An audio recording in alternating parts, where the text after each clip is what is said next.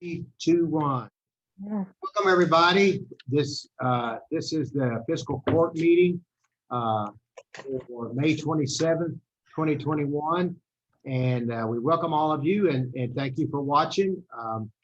Today, we're going to start off with our work session. And this is a little unusual. Well, very unusual. Half of us are in the building working, and the other half are still doing Zoom. And one of the magistrates, Squire Sebastian's had a little bit of technical difficulty. Right now, we can see her, and so we're going to keep working through that. So welcome, everybody, and we're going to begin with invocation from Reverend Stephen Finchner from the St. Paul United Methodist Church. And one of his members of the congregation, Squire Marty Booth, is here, and he's probably going to give a little extra prayer for Squire Booth. Yes. Welcome, Pastor Finchner. Thank you so much for being here, and thank you for your patience. Sorry we didn't get started on time. That's perfectly fine, Judge, and thank you all. And Marty helps keep my head on straight too, so I'm very grateful for her and grateful for the invitation. Let's go to God in prayer as we get started. Lord Jesus, we thank you for this wonderful team that you've assembled. We thank you for the ability to live in Franklin County, the many blessings that come to us from this place. Holy Spirit, we pray that you would lead and guide these people and all who participate. Guide us in the way of wisdom. Guide us into what leads to flourishing and what's best for your people. God, thank you for those who lead us. Thank you for the time they invest in thinking things over and considering proposals and all the different aspects and time commitments that go into leadership. I ask a blessing on them, a blessing on their families, a blessing on all aspects of their lives. Lord, we ask that you would help this to be a fruitful session and that you would give us peace. So come now and dwell in this place, dwell through this technology. I pray that you would bless this time. It's in Jesus' name I pray. Amen. Amen. Thank you, sir. Thank We're you. so grateful. We appreciate it so much of your blessing, and we wish you the best. And thank you for you and your ministry, your church, congregation, and all the goodness that they do to help people in our community. Thanks so much. Thank you. All right. It's kind of interesting. We don't have a big long list of things to go over, but we have a few items on this agenda that may take a little bit of time, but this first one won't, and that's the authorization approval of minutes for a regular meeting of May 13th. Huh? Didn't come to the voting session. Oh. You hadn't been here in a while. So Well, welcome back. I thought you did it now to keep from having to wait. That's okay. They're on Hey, film. Remember, That's great. They're on film. That's great. Okay, so first item is authorization for approval of minutes from a regular meeting of May 13th, 2021. Any questions on that? Go ahead, Squire Sebastian. Yes, sir. Under page 2 at the top, Judge Wells, you're listed as Squire Wells, and in that same, you're listed twice. You're listed as Judge Wells once and Squire Wells. I think it's two votes. Did I get two votes? It's been both, I think. That's good. All right. I believe I know the person who can change that. All right. Thank you for picking that up. All right. Anything else under those minutes? Thank you. All right. The next item on the agenda is we have a guest, Judy Mattingly is here representing the Franklin County Health Department, and that's and we're asking to approve the contract for preventative services to our employees. Judy, welcome, and before we go anywhere, thank you so much for what you and your staff have been doing to help us with vaccinations and testing. Thank you, thank you, thank you. Thank all of you, and it's always such a pleasure to discuss anything these days other than COVID. It is. I bet. And so I've gone ahead and shared my screen. Can everyone see that? Yes, we can. Excellent. And so this is really the only slide that I have for you tonight. This is historically the same contract that we've always presented for our preventative services for county employees. And each year there are only minor price adjustments depending on if the price of vaccine actually goes up. So for example, I think the largest price increases this year were $10 in the Hep A vaccine and $15 in the Hep B vaccine.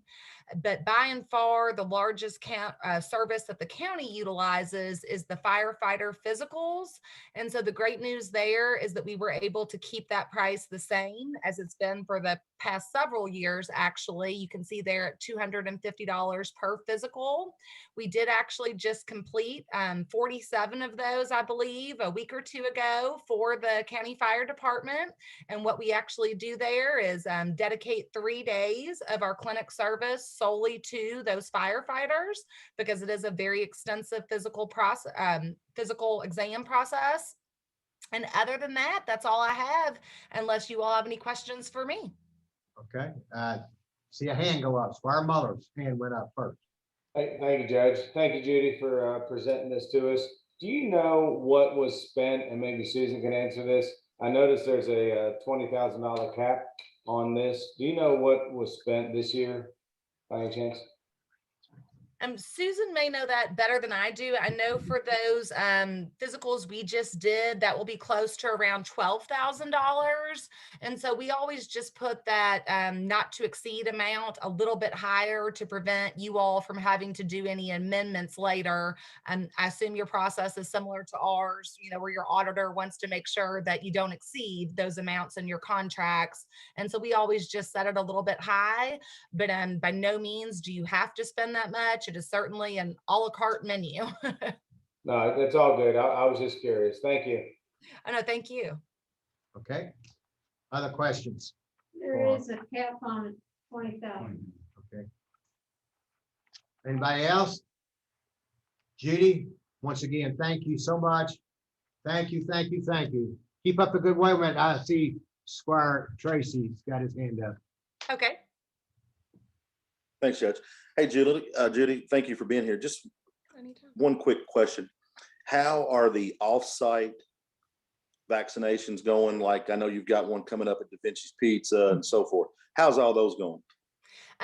The most recent ones we did were the Pfizer vaccine clinics at both Western Hills High School and Franklin County High School, since that, I believe all of you know that the age limit was lowered to 12. So those were phenomenally successful. We vaccinated 315 of our school children, both in our middle schools and our high schools. And thank you to everybody, Fiscal Court, the city, our school superintendents. Everyone has been so phenomenal to jump in and help out. And I'm so glad you brought up our upcoming event.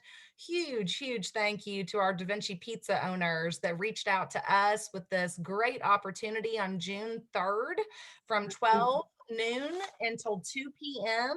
Anyone who is 18 and over and gets their Johnson & Johnson 1-dose vaccine that day on June 3rd will get a free 10-inch pepperoni pizza from Da Vinci's. And we all know that is excellent pizza.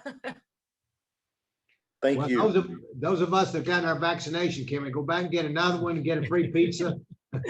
I wish that we could, just to get the pizza, but you're protected. Right. It's the most important thing. We definitely don't want anyone mixing, vaccine types at this point.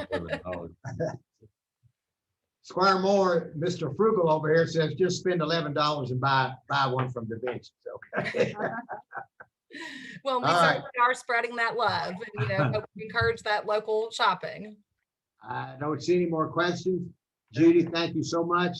And take care. God bless all of your staff. Thank you.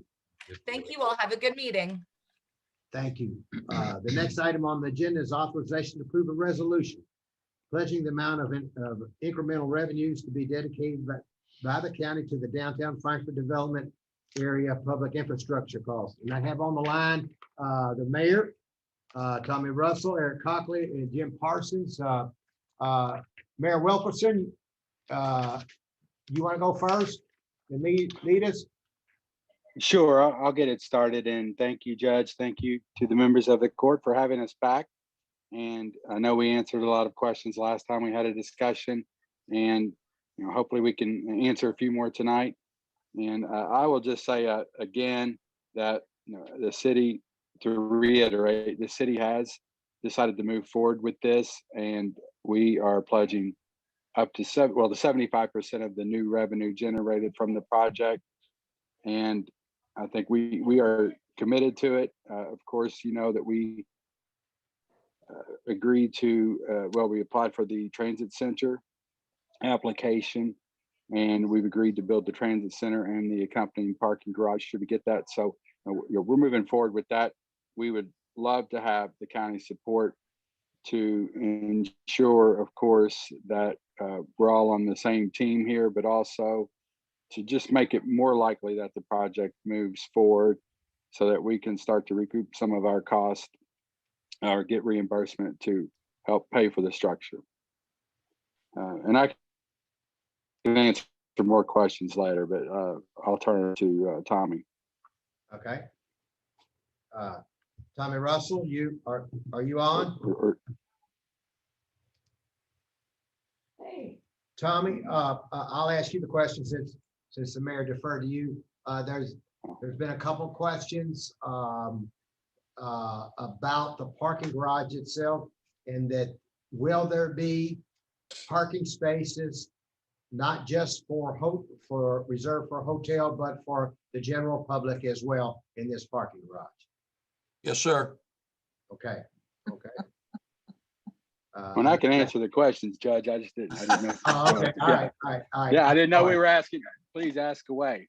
Good Yeah. one, Mayor. Thank you. Okay.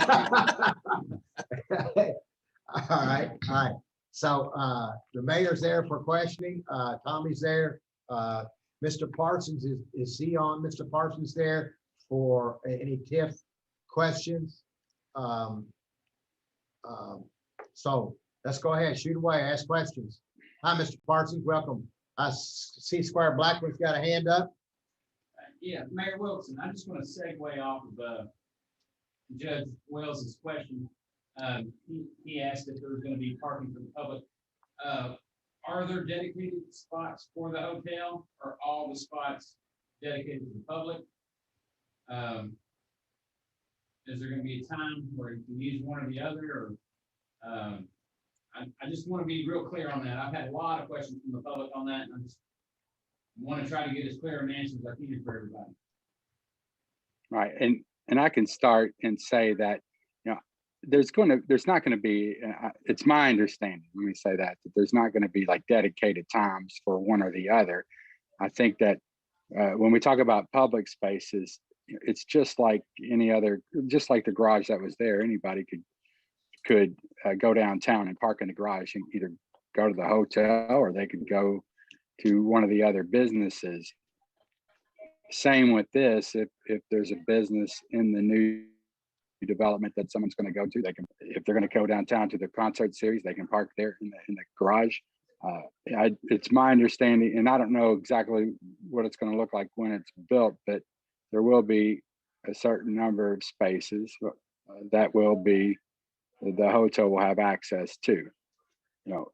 As far as getting down in which one, how you define dedicated or not, I'd have to turn that over to one of the Mr. Parsons, but I think there's not going to be reserved parking for certain businesses or anything like that. Anybody can use that if they want to park at the transit center to go there.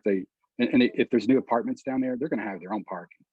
And plus, there's going to be new off-street parking once Washington Street's completed, and the other streets there's going to be more parking down there than there is now. Do any of those will you maybe leasing any of the parking spots out? I don't think that's the intent right now.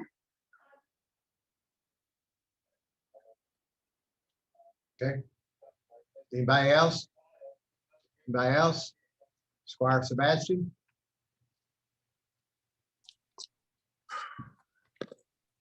Thank you, Judge. And thanks to city staff and mayor who are with us tonight. And Mr. Parsons, I understand he's on the line. So I've got probably just, a few questions just for edification of the agreement that we have. So is it appropriate to ask those at this time? Have we moved to Sure. tab 5, Judge, or are we still in tab 4? No, go ahead. If you. Okay, thank you. Thank you. So if we could on the first page under the ordinance, and I'm not really sure who may have to answer this question. And again, it's just for clarification purposes. In that third whereas clause, it appears that there's some language that may have been omitted. If you'll look at that third whereas clause, it says the county has reviewed the request from the city and has determined that it is appropriate to make a pledge of new incremental county revenues created by within. So is it created by something within a specific thing? It just appears there's some language that's omitted there. And I'm not sure who can clarify that. Thank you. But I'll have more questions. That's probably just a language omission. It should just say by the project within or within the development area. That's just a typo in that situation. So it's the incremental taxes within the development area that's being pledged.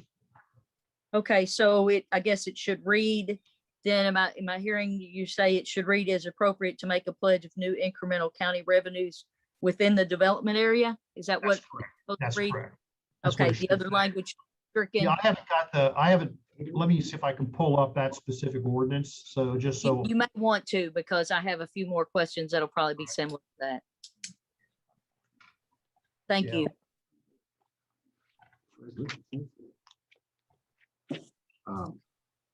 Okay. So Did you- while he's pulling that, I'm sorry, go ahead. No, you go ahead. That's what I was wanting to say. If more questions, go ahead. Okay, fantastic. Thank you.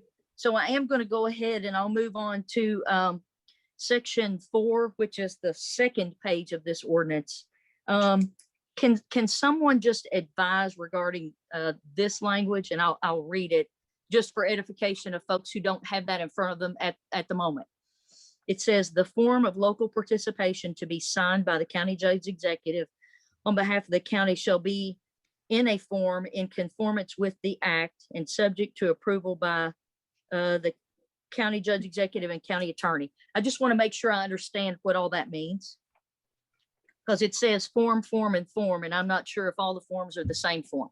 Yeah, there is a draft of pretty much a final local participation agreement. There could be minor changes relative to that. And that's so in that circumstance, probably the better wording would have been on that would have been a form in conformance with the act as attached as Exhibit A or something like that. We didn't incorporate that specifically into the ordinance, but we certainly can. So. Okay, so I just want to, can you just clarify that one more time? I just want to make sure I'm understanding what, I know the intent. The language is really, I guess, at this point for me in that section, immaterial. I just want to understand what the intent of the language is. That's what I mean. The intent of the language is that the form of the local participation agreement will be in accordance with the act and subject to approval of the county judge executive and county attorney. We probably should have added in there as attached on Exhibit A or something like that, and I can make that correction. So that you're approving the exact document you have in front of you. Okay, thank you. That would be probably helpful. That's not a problem. That can easily be done. So apologize for that. So. Okay, so if we go to the next page in this document where it lists certificate, it says that we are this ordinance is being adopted by the Kenton County Fiscal Court. Could somebody I possibly, apologize on that. since we're not there? Yeah, I see what you're talking about. Thank you. I guess, is it okay if I keep going or somebody else want to jump in? No, go ahead. Okay, thank you. I'm looking now inside this local participation agreement. Whomever may have that, if you'll flip over to page 6, and on page 6, item number 8 says we are the county of Frankfort, Kentucky. Somebody may want to clean that up. I'll clean that up. Thank you. Oh.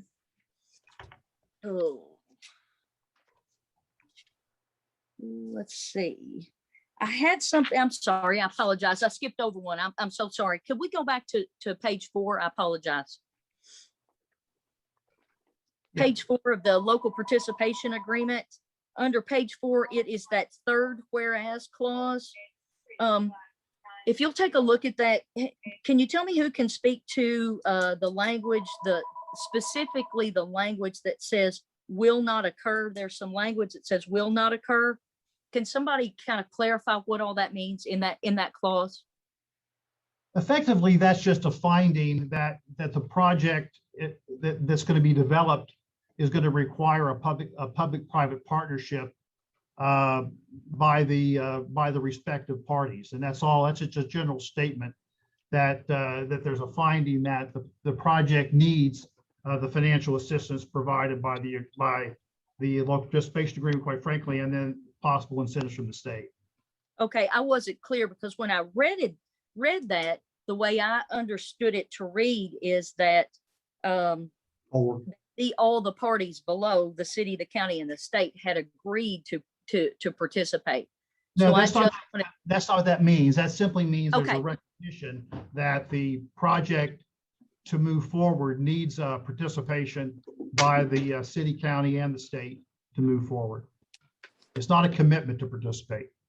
Okay, thank you. I wasn't sure about that. So I'm going to go ahead and just jump over to page 8.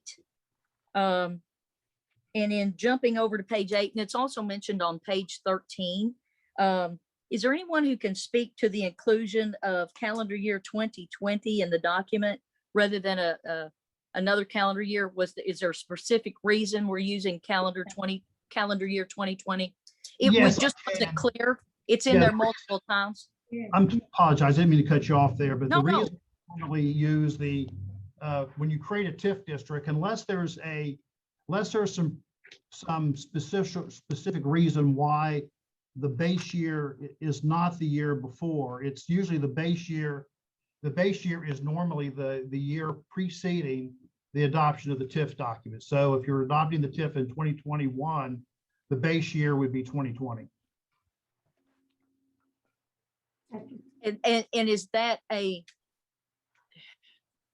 That's a is statutory reference. Yes, it is. I wondered if it was a statutory reference. Thank you. It is. And Okay. normally that's the way that's done. Now, if there's some special reasons, for instance, and it's not as clear on the local side, on the state side, there's specific statutory references that if a specific year is not an accurate representation of the base, that you can use something else. Okay. I just wasn't sure about that. I know in looking back through the actual bid package, there was a statement by the Commonwealth, and this kind of harkens back to some of that language about the state participating. In the initial bid package, there was some specific language in there that discussed the purchaser must arrange their own financing. The Commonwealth has no arrangement to obligate state, city, or local government financing. And then it continued on in the bid package under that pass-fail checklist, which was on page 9 of that document. It says to include in the checklist, there had to be a letter from a financial institution indicating funds are available or would be made available to the purchaser for the amount of the purchaser's bid, design, development, construction, and construction costs. But I know it also mentions authentication on that same page, authentication of the bid and affidavit, including non-collusion and conflict of interest. So I guess my point is on page 4, page 8, page 9 of this document that we're looking at here. And I think you've just stated, so I just want to make sure I understand, where it mentions city, county, and state participation. That is a request for participation. It is not stating at this point that the state, for example, has confirmed to participate, because I haven't seen anything in that regard. We've had this presentation. I just want to make sure I understood that clearly. That's all. That is correct. The state has not confirmed. The application to the state cannot even occur until after the TIF district is created and the local participation has been executed. There's been discussion with the state, but there's no confirmation that the state will participate. and that's what I found to be odd in at least researching what I could find on the way this process works. Squire, I'm one thing sorry. I'd like to mention on that is that Uh-huh. the project itself, as presented, does qualify for state participation. Now, whether or not the state will determine they're willing to offer that, and most of the time, at least for the applications I've been involved with, the state will likely participate, but it may be at a different percentage or a different program than we may would prefer. But most of the time, if the project is eligible, they usually will participate, but the issue is the negotiating the amount and the actual program they might participate under. Okay, thank you. On page 10, item 4, which is under section 4, what other bonds is the city considering issuing above and beyond that for the parking garage? Because it says well, you all can read it. I don't have to read it. I think the only bonds planned is for the parking garage. That's just a catch-all that in the event there are other bonds issued for other eligible costs within the development area, that could be done also. Okay. I'm going to move on to page 11. Let's see, it would be section 4, number 7, and then under section 5, number 2, where it talks about a meeting as necessary with the county. And when I'm looking down, I'm just looking at the document for reference to make sure I'm using the right words. Because it says meet as necessary with the county to review the progress of the development since the county agreed to joint legal arrangement here that we're working through today with the city for legal services. You know, we haven't had a lot of project updates. We've had some, but they've been minimal at this point.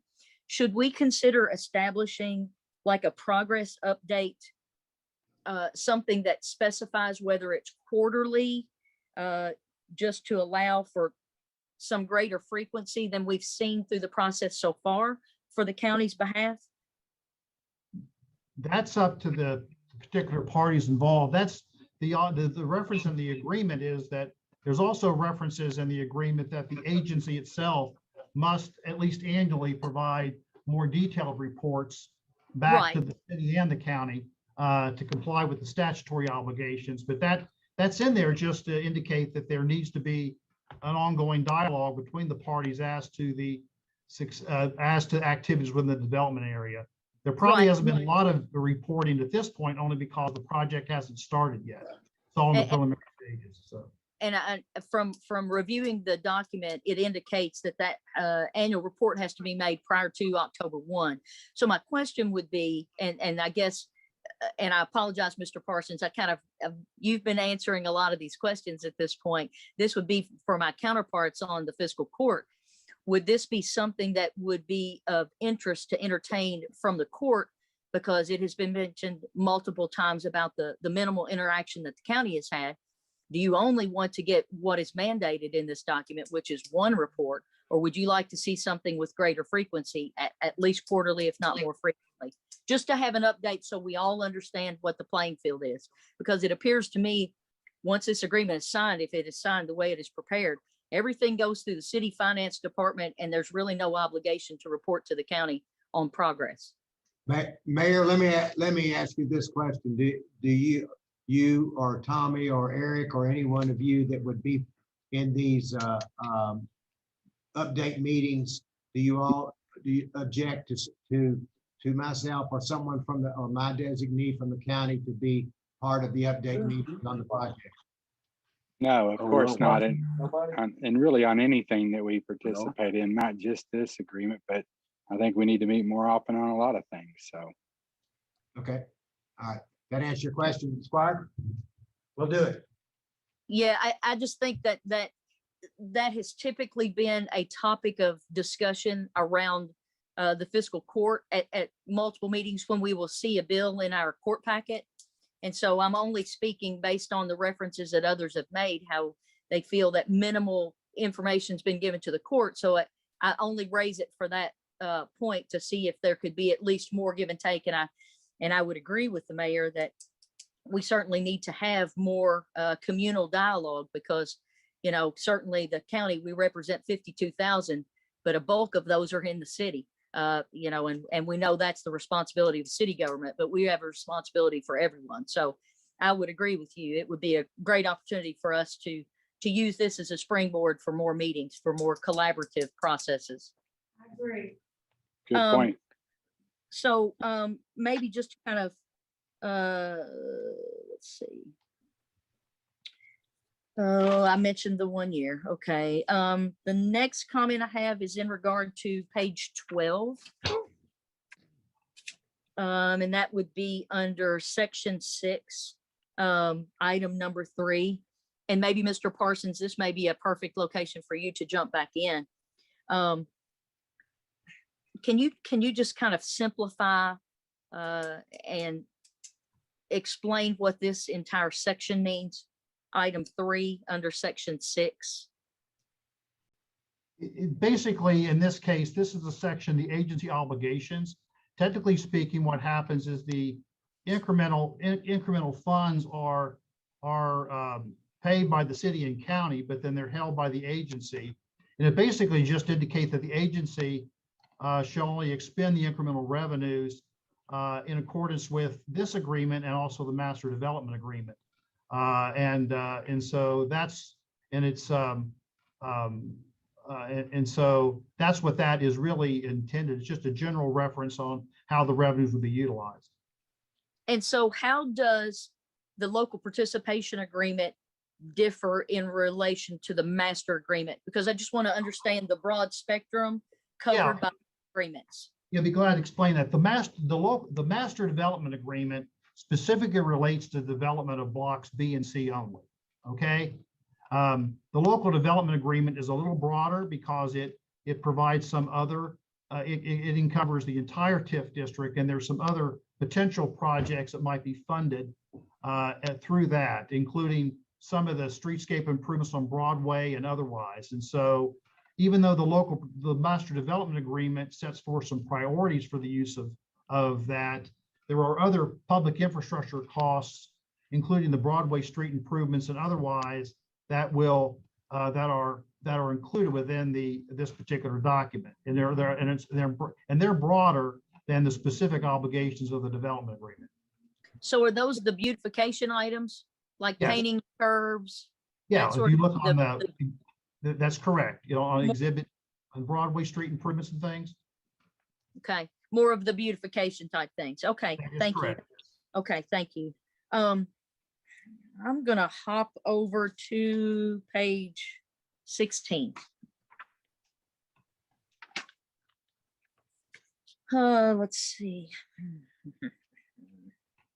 And I think that's in section 8. And I believe it's number 1.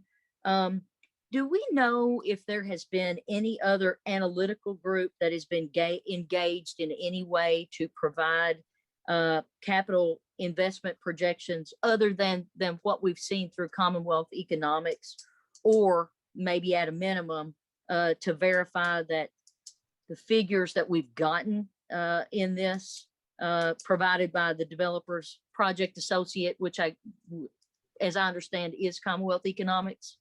Just wondering that.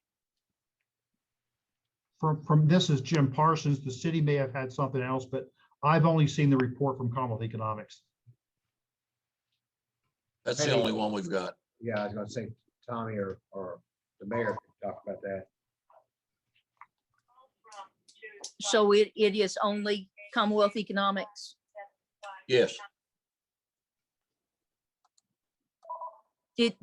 Was there any discussion from anywhere of the city side about looking for an additional, I guess, capital investment projection? Because I haven't maybe seen or been privy to all the things on the city side. Just a general question. Mayor, Not since I've been, not since January 1, since I've been mayor. And I guess it would be nice to have something like that just to compare versus the report we have. But reality is it's going to vary from that report. Now that report that we have, it's not, the only thing I can guarantee about it is it's not going to be to the penny. And, but if we know that there's going to be a certain type of investment there, residential, office building, YMCA, what have you, it can't help but to be tens of millions of dollars. And that's really what I'm looking at here. I don't have to know exactly how much is going to get invested there, but I need to know what types of properties are going to be there and how big. Once we know that, we have an idea of how much money is going to be, what those are worth. Okay, I guess the concern on my side is, are we willing to spend millions to potentially get a minimal return? Because not having anything else to compare it to, that's the only, I guess, the concern I would have. But I just raised that because I wasn't sure if another group had provided any of that information. So that's helpful. Thank you. Hold I'm on, gonna- hold on, May I Squire. ask you? Squire, Mr. Cockley had his hand up, and then Mayor again wants to continue. Go ahead, Mr. Cockley. I'm sorry.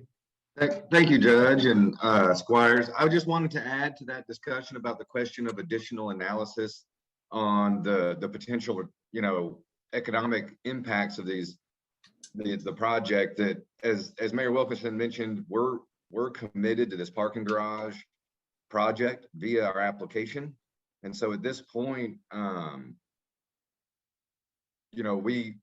we're committed to that. So there's a question of the utility of paying for additional analysis on information that may still not tell us anything new about how we move forward. So I think his point is apt about, we know these numbers aren't going to look exactly the way we've seen them. They could be better, they could be worse, they could come in slower.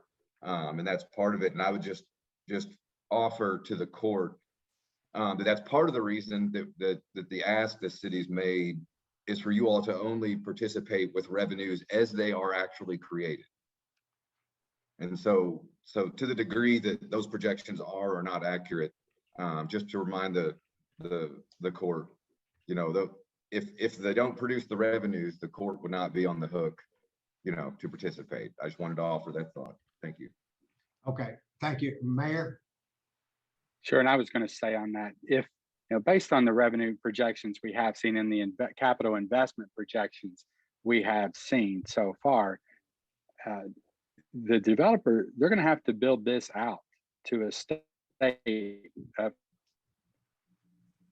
80-85% before they're going to start getting paid back anything on this, because we are in line first. And when you talk about spending millions, what we've agreed to right now, and assuming that the transit center grant comes through, is the difference between what the federal government gives us and what the ultimate cost of this is. We're projecting around $3 million. That's the millions that we're talking about here. But if nothing else gets built, we have a transit center and a parking structure. That's our risk right now. Now, once things get built, we're going to start seeing some tax revenue come in.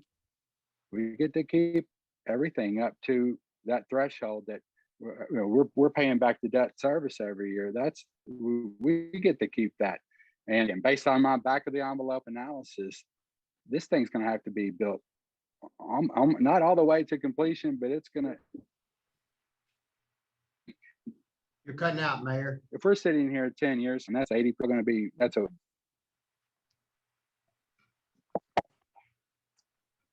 Yeah, thank you, Judge, for saying that. What because about now? About 10th word, I think the mayor was saying. Thank you. All right, try again, Mayor. Try again, Must be Mayor. running low. Well, I don't know where to start, but I just want to say that, we're going to, I don't know where I was cutting out, but this thing All has of to be built out to about 80 to 85% of what their projections were. So for the developer to start getting paid back. So I think if it gets built out to that state, we're going to be happy. And the county is not obligated to pay anything unless there's unless there's revenue generated from the project, correct? That's right.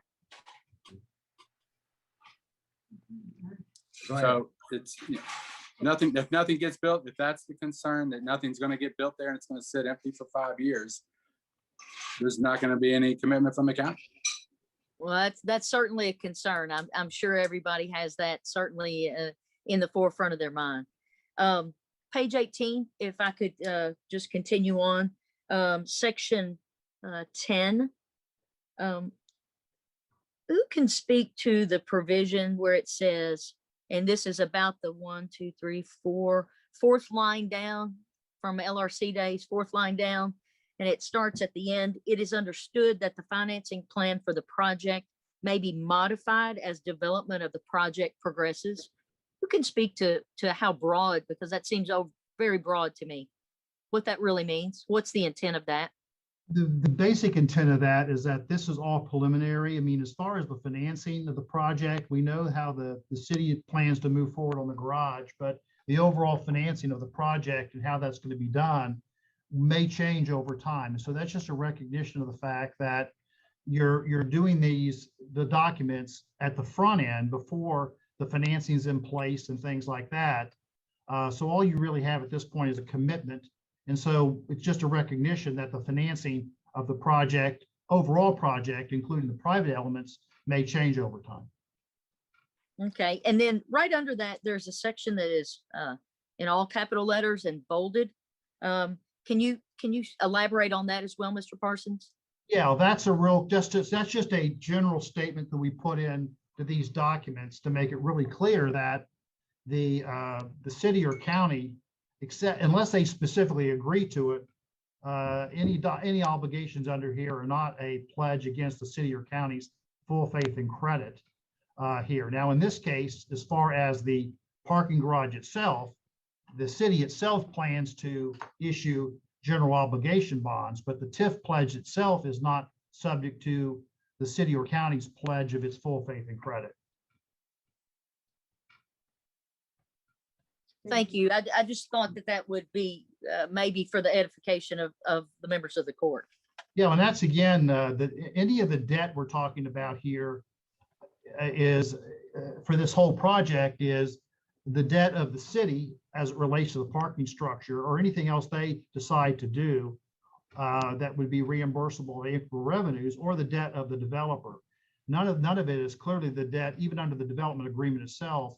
None of it's the debt of the county, and so if the county pledges, all they're pledging is incremental revenues that are generated. If no incremental revenues are generated from the project, then the county's pledge is pledging nothing at that point. Okay. Is it okay if we remain on that page? I have a question under section 11, which is the first sentence. It says the agreement shall commence and be effective on May 1. Well, today's May 27th. So could somebody clarify why we are backdating something that we're talking about in a public forum and everyone knows we're discussing it today and still not have signed anything? It's very common on these documents to set a specific date for their effective date. Now, the activation date is not May 1, but it's very common to do it this way. Now, if we could easily date these June 1, or we could even date it July 1 for that matter. It's just you see that a lot with bond documents, that you might set a specific date for the effective date of the agreement, even though other things happen after the fact. Sure, and I can appreciate that. I would just think that maybe, and I'll throw this out to my fellow members of the court, since we are talking about it in a public meeting today on May 27th and still haven't confirmed what the county's commitment will be, maybe we would, as Mr. Parsons suggested, look at a date of June 1, the Commonwealth's birthday. That would be a great day to have something, because it's at least in advance of our discussions and not backdated in that regard. That's immaterial. If the county wanted that match the city's approval, we would just date the whole thing June 1. It wouldn't affect the agreement at all. Okay, great. Thank you. Appreciate that. On page 18, kind of spilling over into 19, does this section prohibit termination or modification of the agreement? Should it be deemed necessary in the future? And I may have misread some language in there, so I just want to understand that. Because on page 22, it discusses the entirety of the agreement, which discusses, amendments, cancellations, etc. So I just want to make sure I understand how this section works in regard to what's on page Talking about 20. the top of page 19. Yes, sir. Yeah, the agreement can be modified, but what you can't do is terminate your payment of incremental revenues once bonds have been issued that are supported by that revenue stream. So you can modify the agreement and things. What you can't do is modify a pledge that occurs after the bonds might have been issued. Because so for instance, if bonds are issued and they're supported by a specific revenue stream, then to make a modifications of your pledge, you might have to get approval of bondholders and things like that. That's all that's talking about there. The state tax incentive agreement will say the same thing, that the state can terminate the agreement, but they can't do anything that might affect the pledge of revenues that might be issued to a debt that's been issued by a public body. Squire Sebastian, if you don't mind, Squire Blackburn's had his hand up for quite a bit, and he's been. Okay. trying to ask a I'll question too. just circle back to me after somebody else. That'll give me a chance to get a drink. Thank you, Judge. Thank you, Squire Sebastian. I had a few questions. I didn't want to interrupt you, but I had one that would relate to this particular question you just asked. So say the project outperforms the preliminary analysis, would it be voided out after the bond payments are paid off and the debt is cleared?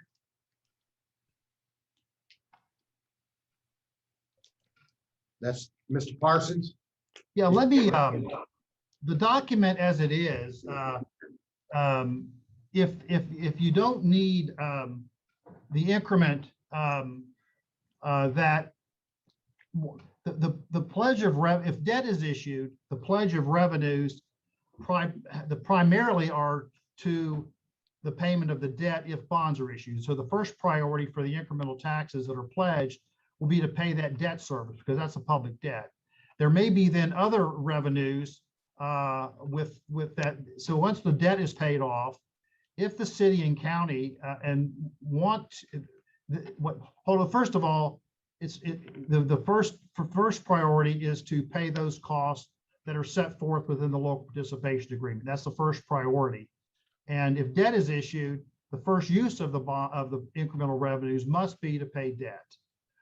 Then the next priority would be other costs that are in the development agreement that are approved costs. And in this case, that ties back into the development agreement where the developer could get reimbursed. Now, after those costs are paid, if there's still excess revenues, they'll go to the next category of costs that are in this agreement. But if later, and this is where you could amend the document, say in the future that this project overperforms and there's other public infrastructure that might occur within the development area that the city and county may decide that they want to use the revenues for, the document can be amended and then you could utilize those revenues for other costs that are approved. You just had said to take care of the debt first, and then second, other projects that were performed by the developer, and then you said a third group. Well, there is that category of costs within the local participation agreement that is the other public infrastructure costs that might occur, like those Broadway improvements, things like that. Those are the other costs that are specifically outlined in the agreement as public infrastructure costs. So we're not looking at a defined number. We're looking at a number that's can be basically a moving target. I didn't hear your last, what you said at the last, but the local participation agreement sets forth the costs that are eligible to be reimbursed. And then later, if more costs or if there's other costs that that you say you have excess revenues and things, and you decide that you wanted to expand those, the other costs have already been approved and paid for. You could actually amend the agreement and expand the list of public infrastructure costs within the development area you want to reimburse. So, Mr. Parsons, I'm gonna kind of, I'm following Squire Blackburn's question. So at some point in time, once the cost of the bond have been paid off, and if they could be paid off early, it could take the full 20 years. But let's say after 15 years, the bond's paid off. Can the city and the county come together and terminate the TIF at that point in time, once those monies, that top priority is paid off? Yes, once not just the bonds, but there's other commitments to the developer. But once all the costs that you've approved in this agreement have been paid, if it's done in year 15, yeah, you could the city and county can come together and they can terminate the agreement completely. Okay, that's what he was asking. I apologize. Did you get the question? And thank you so much. I had another one here before I let you go on to somebody else or go back to Sherry. I know the city has pledged 75% of their incremental revenues from real ad valorem and occupational payroll tax, and they're asking us to do the same. Is the TIF going to be asking the state to do the same, or are they just going to go real property? What we will do on that, and this will be, assuming this gets approved, we'll be basically sitting down with all the parties and talking about the state program and how we will go about the application to the state, whether we'll ask for the mixed use program or whether we'll ask for the real ad valorem tax program. Those are the two that we'd be eligible for to apply under the state. So we'll quite frankly, what we'll be asking the state for under whichever program we apply under, we'll ask them to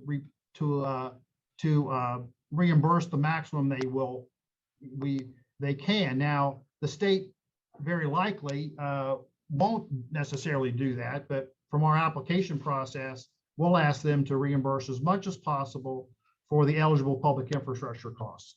From a legal standpoint, under the mixed use program, the state can legally pledge 80% of the state increment. On the more recent programs they've been approving under the mixed use program, they will look at what the projected state revenue is. They'll look at what the state capped amount they'll determine for reimbursement, and they'll allow you to, they'll set the percentage based upon the term of the program and the amount and whether or not you'd be able to recover that full amount, assuming we performed as expected.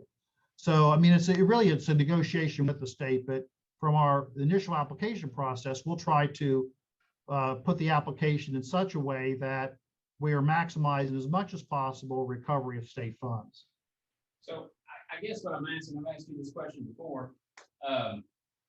If, you know, we're a little over a year into this process, and I feel like we don't know what we're going to ask the state. If the city does their 75 and then the county does exactly what it's asked of in this document, we still don't know what we're going to do. We're going to sit around the table and think about it more. I mean, or are we going to, because I know it's going to add a little more cost with the occupational tax. So I was just hoping we were further along and knew what we would do if that was the case. Now, I understand totally if the county does something different that's not looked at on this paper today as far as percentages and time frame, that would change the ask. But would the ask be, I mean, do we know what the ask would be if everything is signed tonight and moving forward? Mayor Wilkerson. Are you asking what percentage we're gonna ask the state? No, I'm asking if you're gonna ask for occupational taxes as well. I mean, I think we're gonna ask for the one that is most likely to happen. And Which I is, think from what we're hearing, what everybody on this call has probably heard, ad valorem or real property is probably the most likely. Now, Mr. Parsons or other experts can convince us that mixed use, we have a good shot. If we hear that, I think we should consider it, but I don't think that's what, I think we're going to take the one that's the most realistic so that we get some money. I'm not Well, interested. We've been dancing around this one for a while, and I just wanted a good solid answer for the folks. Well, I don't think I danced around it the last time. I think I said, we're going to go, I don't see why we would not apply for the ad valorem property tax. I don't see why we would not at least do that. Does anybody on this call feel like we should not at least try to do that? No. We've already gone through the TIF district. We've created it. We've had the public hearing. We're gone this far. I don't see, what's the cost, Mr. Parsons, to apply for the ad valorem? Yeah. I wasn't The asking. ad valorem program, there's no state consultant required. It's an easier program to get approved. It's all negotiation with the state. And the application would be basically, we would be asking them to recover 100% of the state ad valorem taxes over a 20-year period. Right. To reimburse approved public infrastructure costs. That's what we'll be asking for under that specific program. I totally understand, and I agree with you, Mayor. I was trying to point out the fact that we're asking more of local government than we are of the state. And I just wanted to make that clear. Another question I have, and I've asked Mr. Parsons this the last 2 times we've met. I know on the Commonwealth Economics Report, it says it's going to generate and support around 468 jobs in 20 years. I know the state sets theirs on their occupational tax from payroll based on net new. That's still a concern of mine.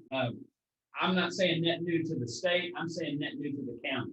I don't want transfer taxes, payroll taxes to go into this district and we lose them from another part of the county because we have a shiny new storefront here. A business picks up and our revenue goes down in other parts of the county and goes up here, and it's just a switch. It's a transfer where we lose. So that's something that I'd like to see in the document. From my standpoint, I don't know if the rest of the court would like to see that, but that's something I've had a lot of communication with the constituents that I represent.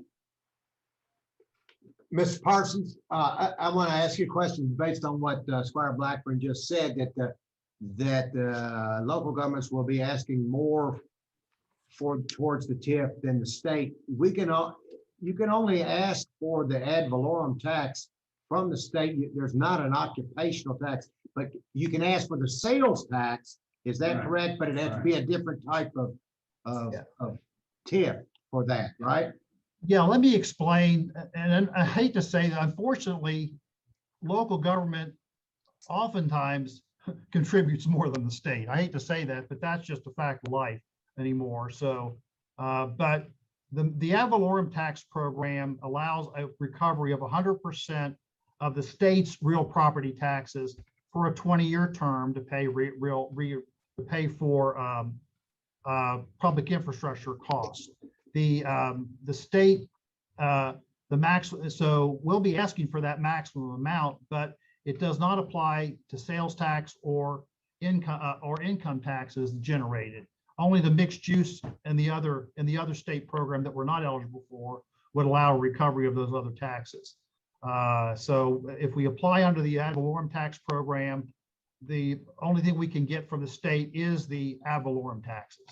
So just the real property taxes from the state. But they're legally eligible, may pledge up to 100% of that. And remember, we're saying we would pledge 50% of the tax. I thought it was 25. It's 50. It's 50%. Squire Blackwood, are you finished? Question?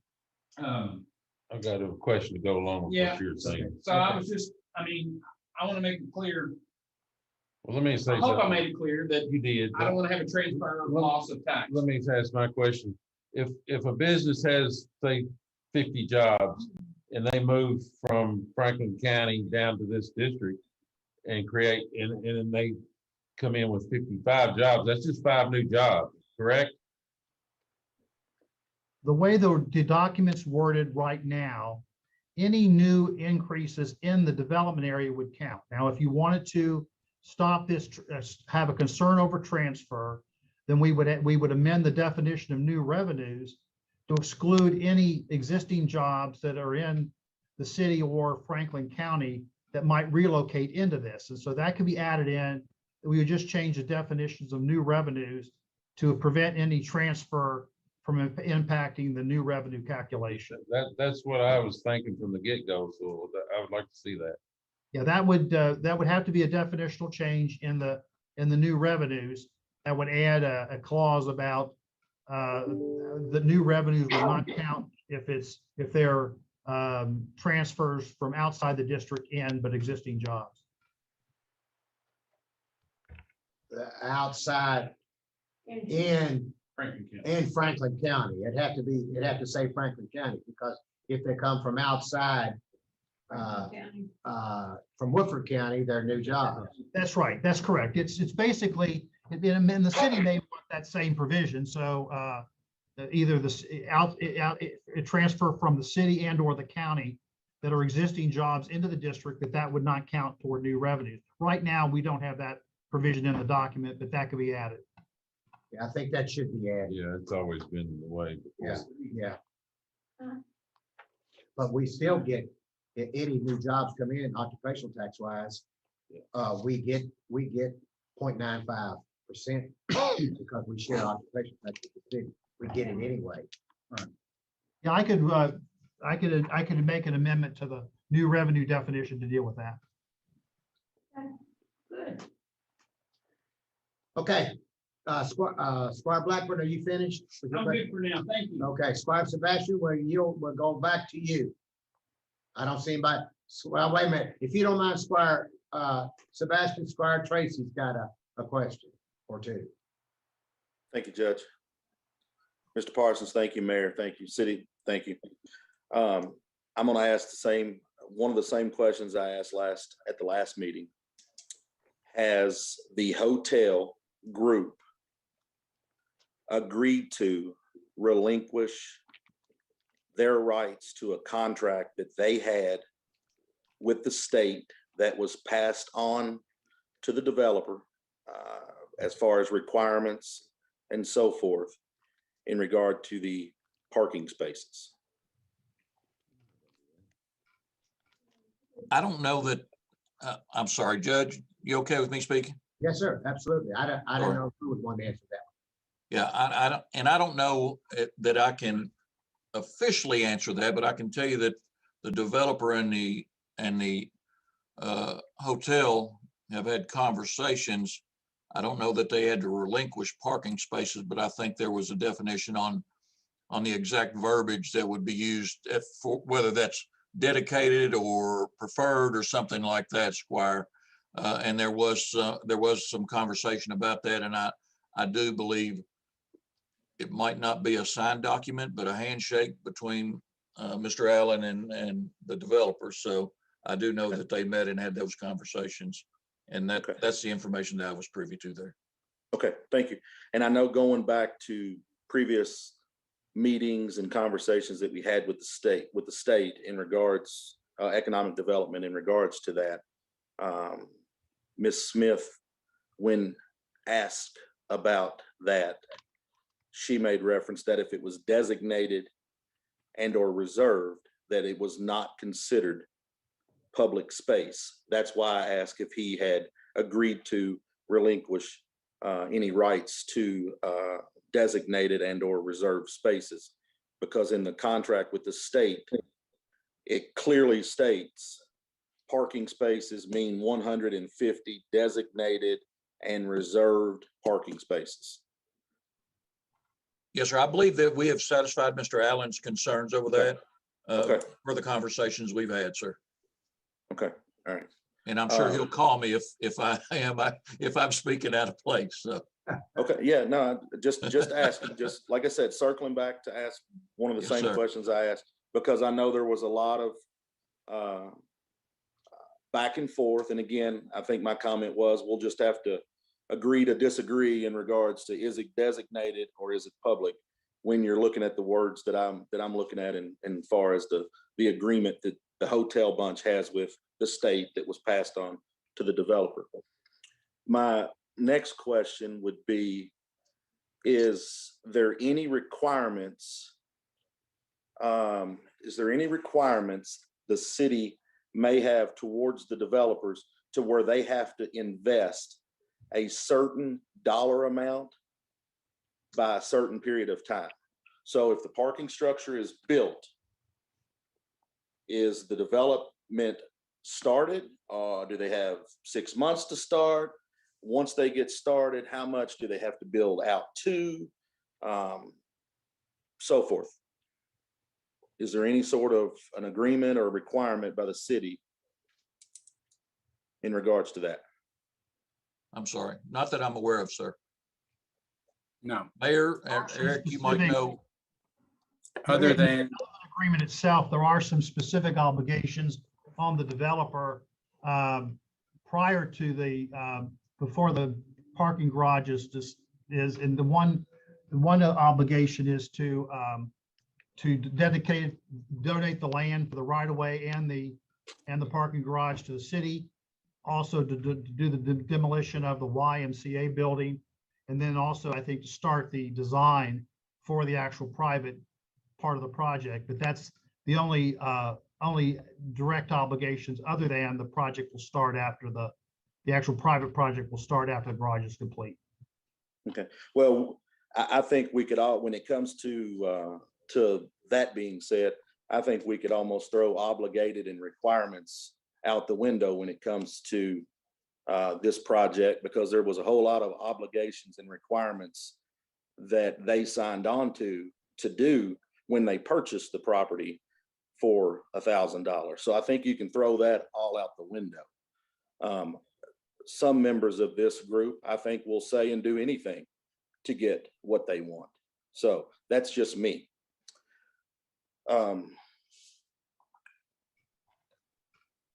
Has the city commission been approached, and are they aware of the mixed use that you all are still kind of bobbling which one you're going to apply for? Are they on board? Okay, or Mayor. to be honest, I was surprised when I heard mixed use. So, because that was trying to follow the city meetings, I was kind of surprised because I hadn't heard that. Go ahead, Mayor.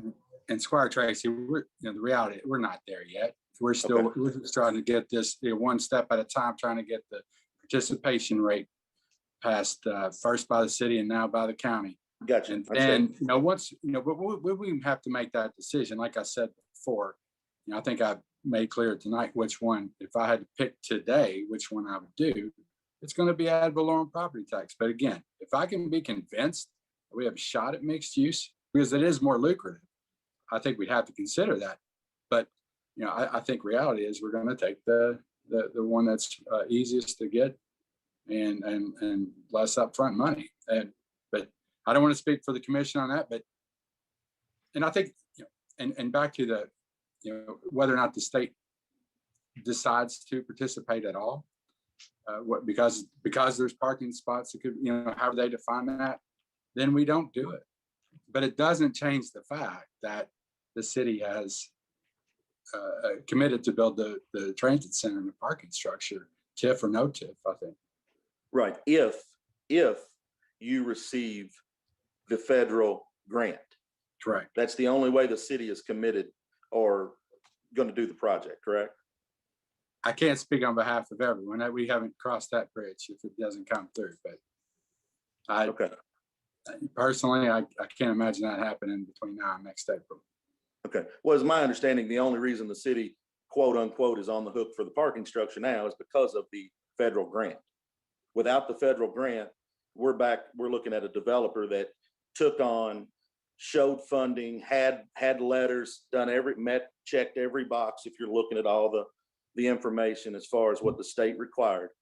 And I think one was even mentioned in the paper that, he knew that there was a parking structure that he was required to build. So I'm just trying to make sure that everybody's on the same page with it. So my next question would be this. Obviously, we're looking at this parking structure. For me, this is what I'm looking at. I'm looking at a parking structure that has been handed to the city and because of a grant, and now you all are responsible for building it. And it's going to be, let's say, $8.5 million, $5.5 million grant. So you're looking at $3 million. So my question would be this, in regards to the public transit grant. 1.5 from the city, obviously, and I know that the 1.5 is where we're looking at, you know, coming from the county. Can that 1.5 be capped? I mean, is there wording that can say, okay, we're going to obligate up to 1.5? Once we reach that, we're done? Go ahead, Mayor. Go ahead, Mayor. So now, you know, technically, we're not asking you all for 1.5 million. We're asking you to just pledge 50% of future revenue. And the city is agreeing to, the city's committing to the 3 million. So, you know, if there's no revenue, the city's still on the hook for the 3 million. So we're not asking you all for $1.5 million. Okay, so what I'm asking is it sounds like you all are committed to that 3 million on that parking structure. And if there was a number thrown out, could that number be capped at 1.5? A number thrown out for the county to participate? Yes. Right. It could be capped at 1.5? I don't, we haven't discussed it, so I don't know. Well, Okay. I think I imagine it could be, yes. I Okay, imagine it I'm could. just asking questions for my Yeah. information. Mr. Parsons did say that at some point within 15 years or in short of the 20 years that we could come together and stop the tip. So instead of putting the money in there, instead of saying a certain amount, we could say, once it's paid off, we can say, all right, it's paid off. It may be 12 years. If development really happens, it can happen a lot quicker. So we want to encourage the development, so this can take off quicker. So I think the answer to what you're saying is we can end it when it's paid off. And hopefully it'll be sooner than 20 years. And I hope it really is $1.5 million. I hope that is what you know, that's what it equals at some point. Yeah.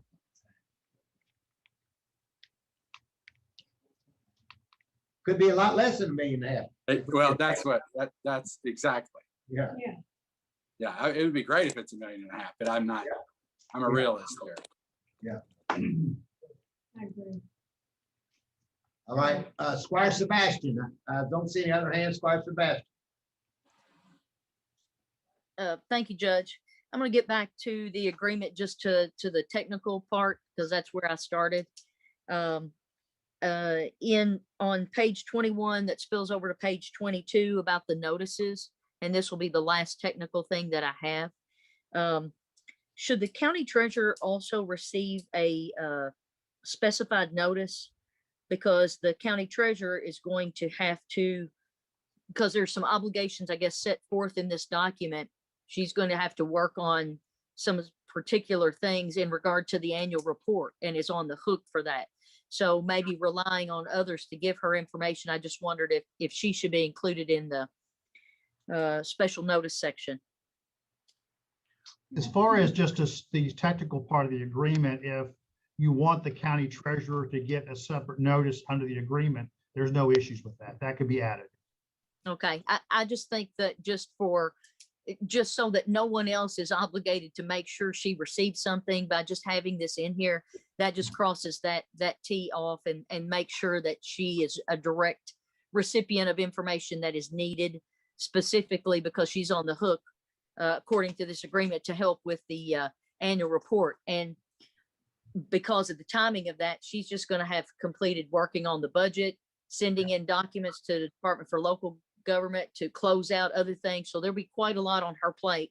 At the same time, some of these other requirements are being. So I just raised that for that point. If the county would want the county treasurer to receive notice, that's not an issue. Mr. Parsons, did all the money, have we set it up where all the TIF monies go through the city and then come back to the county? How did, No, it doesn't work that way, Judge. The county collects its taxes and the city collects its taxes. And at the end of the year after activation, whatever percentage you've agreed to pledge, you'll okay, forward it over to the city to hold in this special fund. So Okay. All the tax collection will stay exactly like it is. that's right, that's right. I And we could easily add the county treasurer in as a party to get noticed. The only reason it's listed the way it is that we simply listed the parties to the agreement and their attorneys to get noticed. But we could easily add another party. That's not difficult at all. Okay. Thank you. And I appreciate some of the content questions. I had a number of the same content questions as my colleagues on the court. So I appreciate that. I saw Squire Muller's hands go up, so I'll relinquish my additional time to him at this point and possibly circle back because I have some questions at the very end. Thank you. Squire Muller? Thank you, Judge, and thank you, everybody, for being here tonight. So, been kind of quiet tonight. I've been listening to my fellow members of the court. I think the vibe I'm getting is that, personally, I feel like the city's on the hook for the parking garage at the end of the day. I think the developer is getting a pretty sweet deal, paid $1,000 and he's getting a parking garage built for him. I guess kind of piggybacking off Squire Tracy, I don't see any reason why we can't change instead of years to monies. So, I mean, I'm going to throw out that potentially we do 50% up to 1.5 million to be a good partner with the city to hopefully help them out with the parking garage. So, just to kind of move things along, that's where I'm at. So I'd like to hear what anyone else has to say.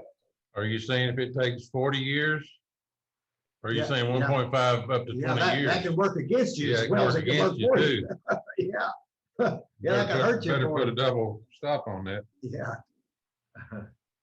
Yeah, we need to be Well, careful of that, Squire Muller. I'm well, I not sure don't that's see the it. I way to go. I mean, we could do 20 years or up to. I mean, Yeah, I agree I'm with trying that. to get this thing started.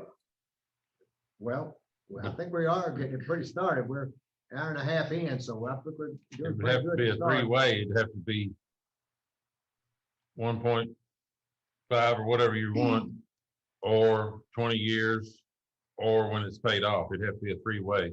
Yeah, and also it could work in a positive way that it could be less. If the development Yeah. were to proceed and go forth and hopefully, and that's what we all hope for, in a fantastic way, we wouldn't want to commit 1.5 million if we didn't need 1.5. They didn't need 1.5 million. So I am happy to support the city in this venture, is I guess what I'm getting at. So I'm just wanting to be a good partner here. So if anyone else wants to speak, that'd be great. Okay. Mayor, are you satisfied with, do you need would you prefer an amount, up to an amount, or are you all okay with a percentage up to so many years? I think I'm okay with percentage for up to so many years or up to an amount. I think that's fine. No. Oh, okay. I Things need to be three. do what? I think it needs to be 3 points like I mentioned. 3. Okay. You mean 3 separate endings each people? Yes. Squire Blackburn. And was that based on the Exhibit C of the public infrastructure costs? Is that what we base it on? A cap or, Yeah. because that comes out to about 8.125 million. Well, that would be. Well, we're gonna stop at what Squire Miller said, is cap it at 1.5. Did you say, Squire? But I added, we need to have That was my thought, but I know Squire Sebastian has her hand up too. Well, we'll cap get it to at it. 1.5 or 20 years, or when it's paid off, First. whichever comes first. Okay. Yeah, I Sounds think reasonable. are you okay with that, Mayor? Sure, it was more about the percentage. Yeah, okay. And I And Mr. Parsons, can that be done? Yeah, you can put a capped amount in the document from a legal standpoint.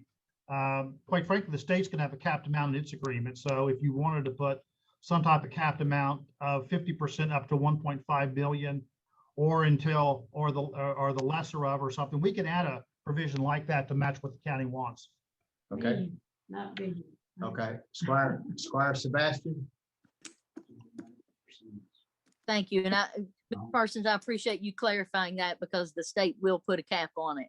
Yeah, And I appreciate sometimes you. these are set up, they're broad, they're open-ended from the local side only because it gives you more flexibility to do other things that might occur within the district, but sometimes there's caps on them too. And so that can be done. So, however the court wants to move forward on here.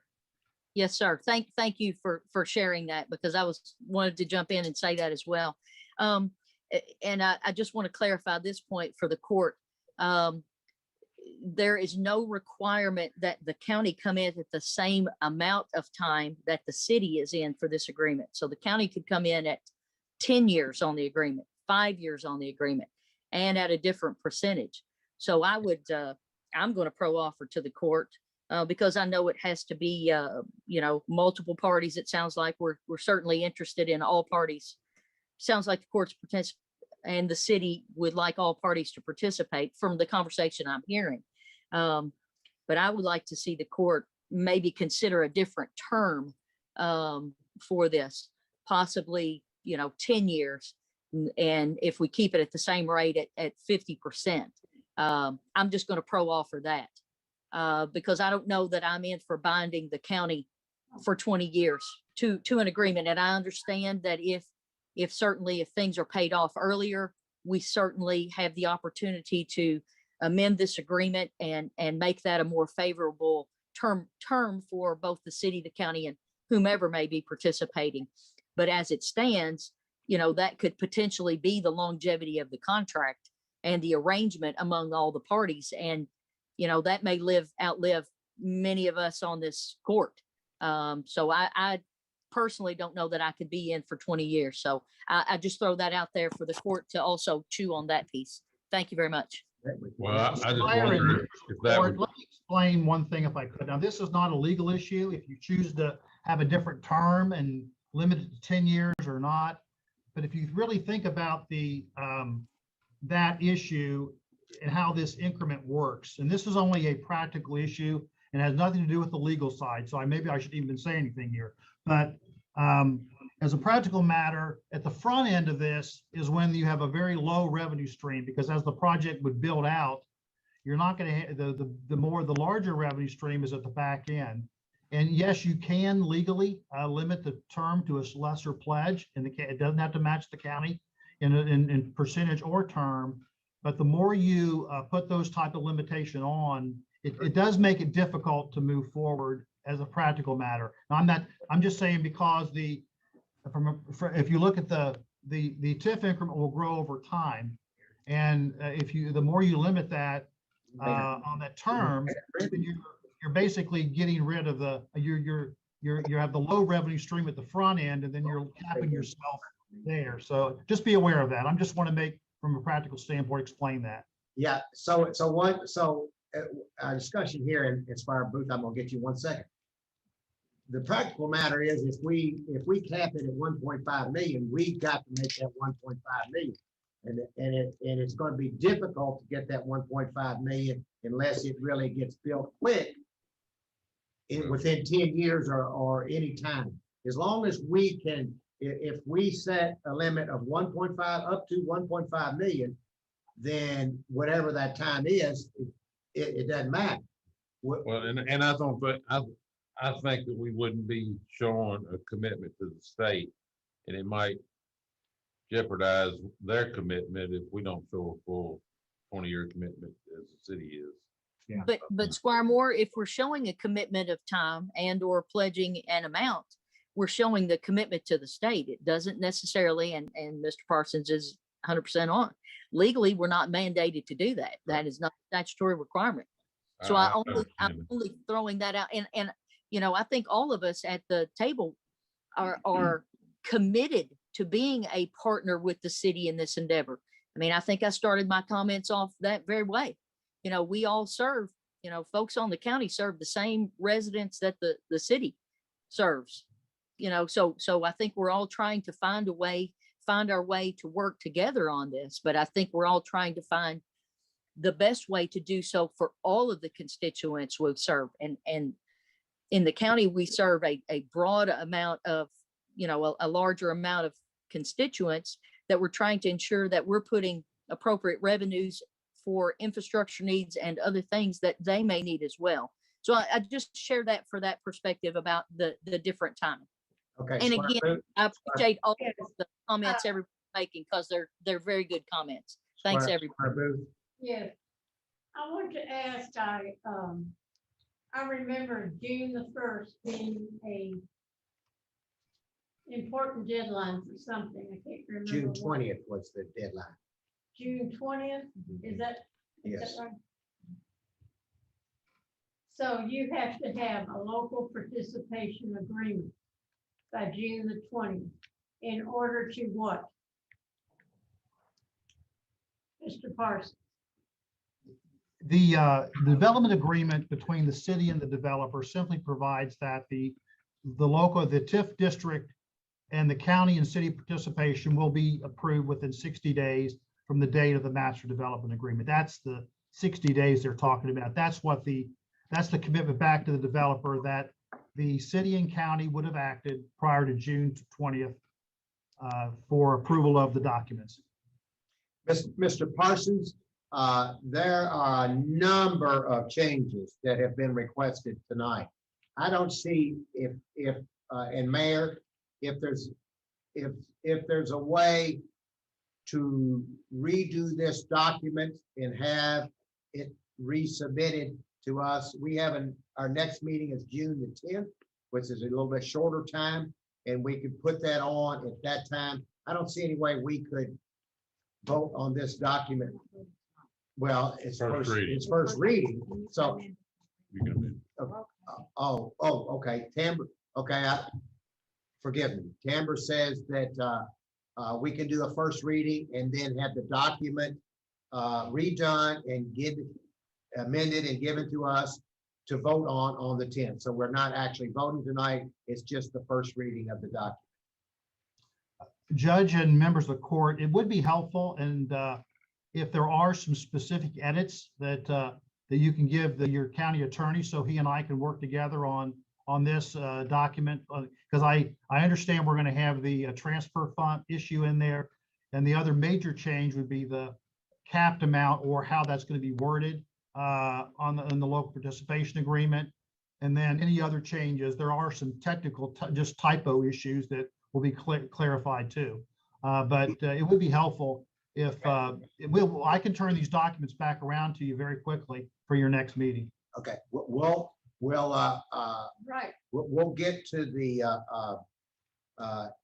voting session and make that, we'll go through it, how we want to set it up, and then we'll send that information, or you'll hear it tonight, and we'll let you know what the majority of the court wants to move forward with the first reading.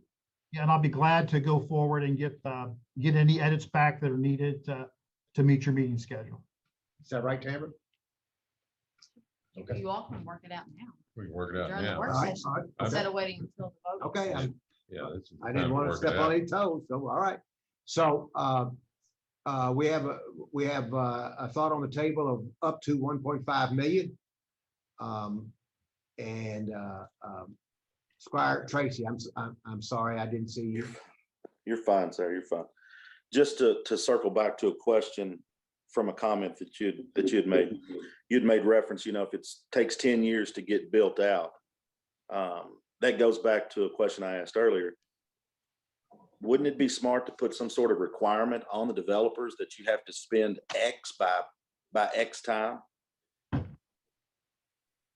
Mr. Parsons, I don't know whether you can do that or not. Mr. Parsons?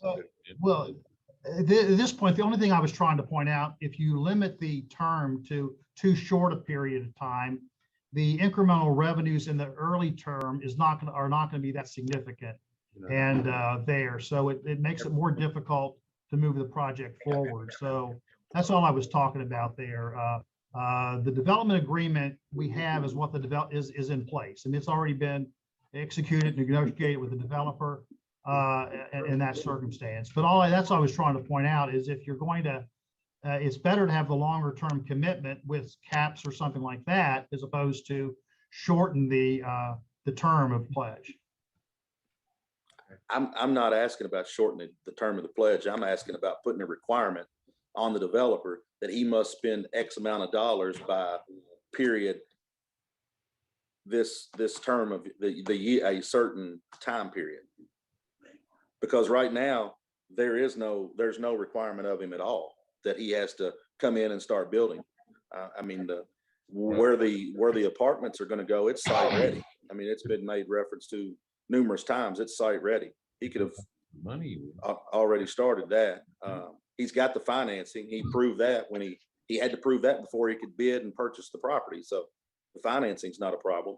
I'm just not sure, why there's no requirement that he has to get going. Let's get going. Mr. Copley? Thank you, Judge. Just to clarify, and Mr. Parsons, feel free to speak up if I misspeak here. As you all know from reviewing the development agreement, that document was arranged intentionally to make sure that all the parties involved are motivated to hold up their end of the bargain.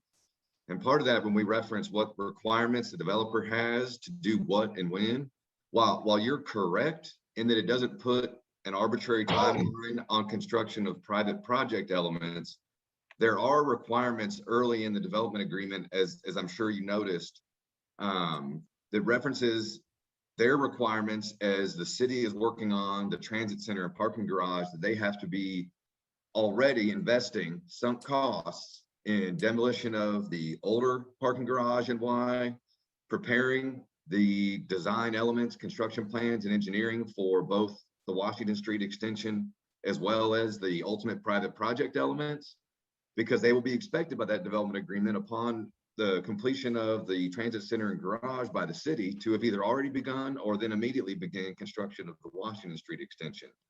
All of which translates back to they will have invested quite a bit of money in public infrastructure and sunk costs in engineering, design, and demolition, that they will be motivated to do nothing but construct private project elements that generate revenue for them and us as quickly as they possibly can and as financing and the market dictates.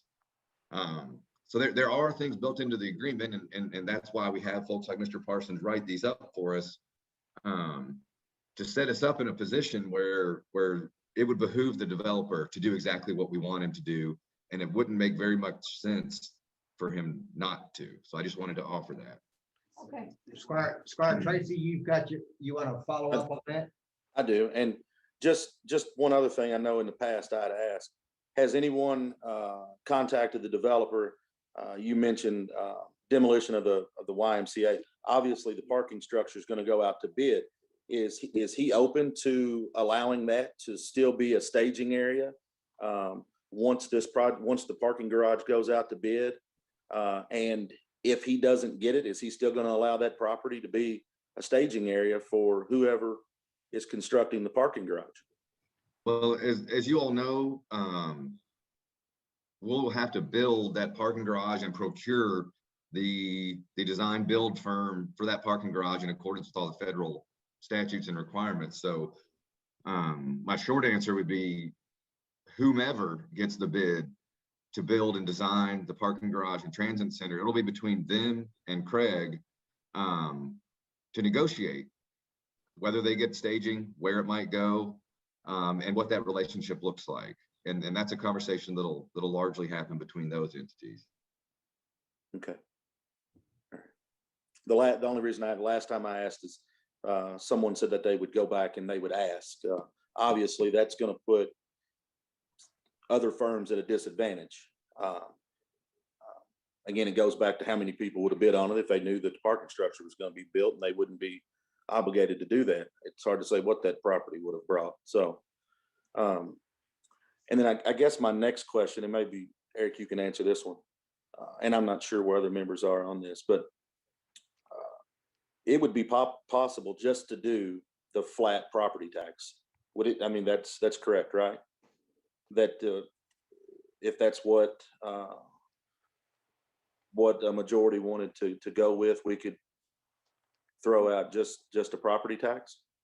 That's Mr. Parsons' Or question. obligate- I Just mean, from a Eric's been, legal standpoint, if you only wanted to pledge the real property tax and not the occupational tax, legally, that can be done. Yes. But that would start without any jobs at all. Yeah. So I would rather do the job, the occupational tax. I'd be willing to do the property tax and net new, no transfer. If it creates jobs, we pledge that, but if it doesn't, we don't. But the property tax is the only thing we're gonna be getting out of it right When off you the say bat. Right off the flat- bat, that's exactly. I that's wouldn't something want to get we'll that. get for a while. When you say flat property tax, you mean the city and the county property tax should be the same? Is that what you No. meant? I didn't say that, he did.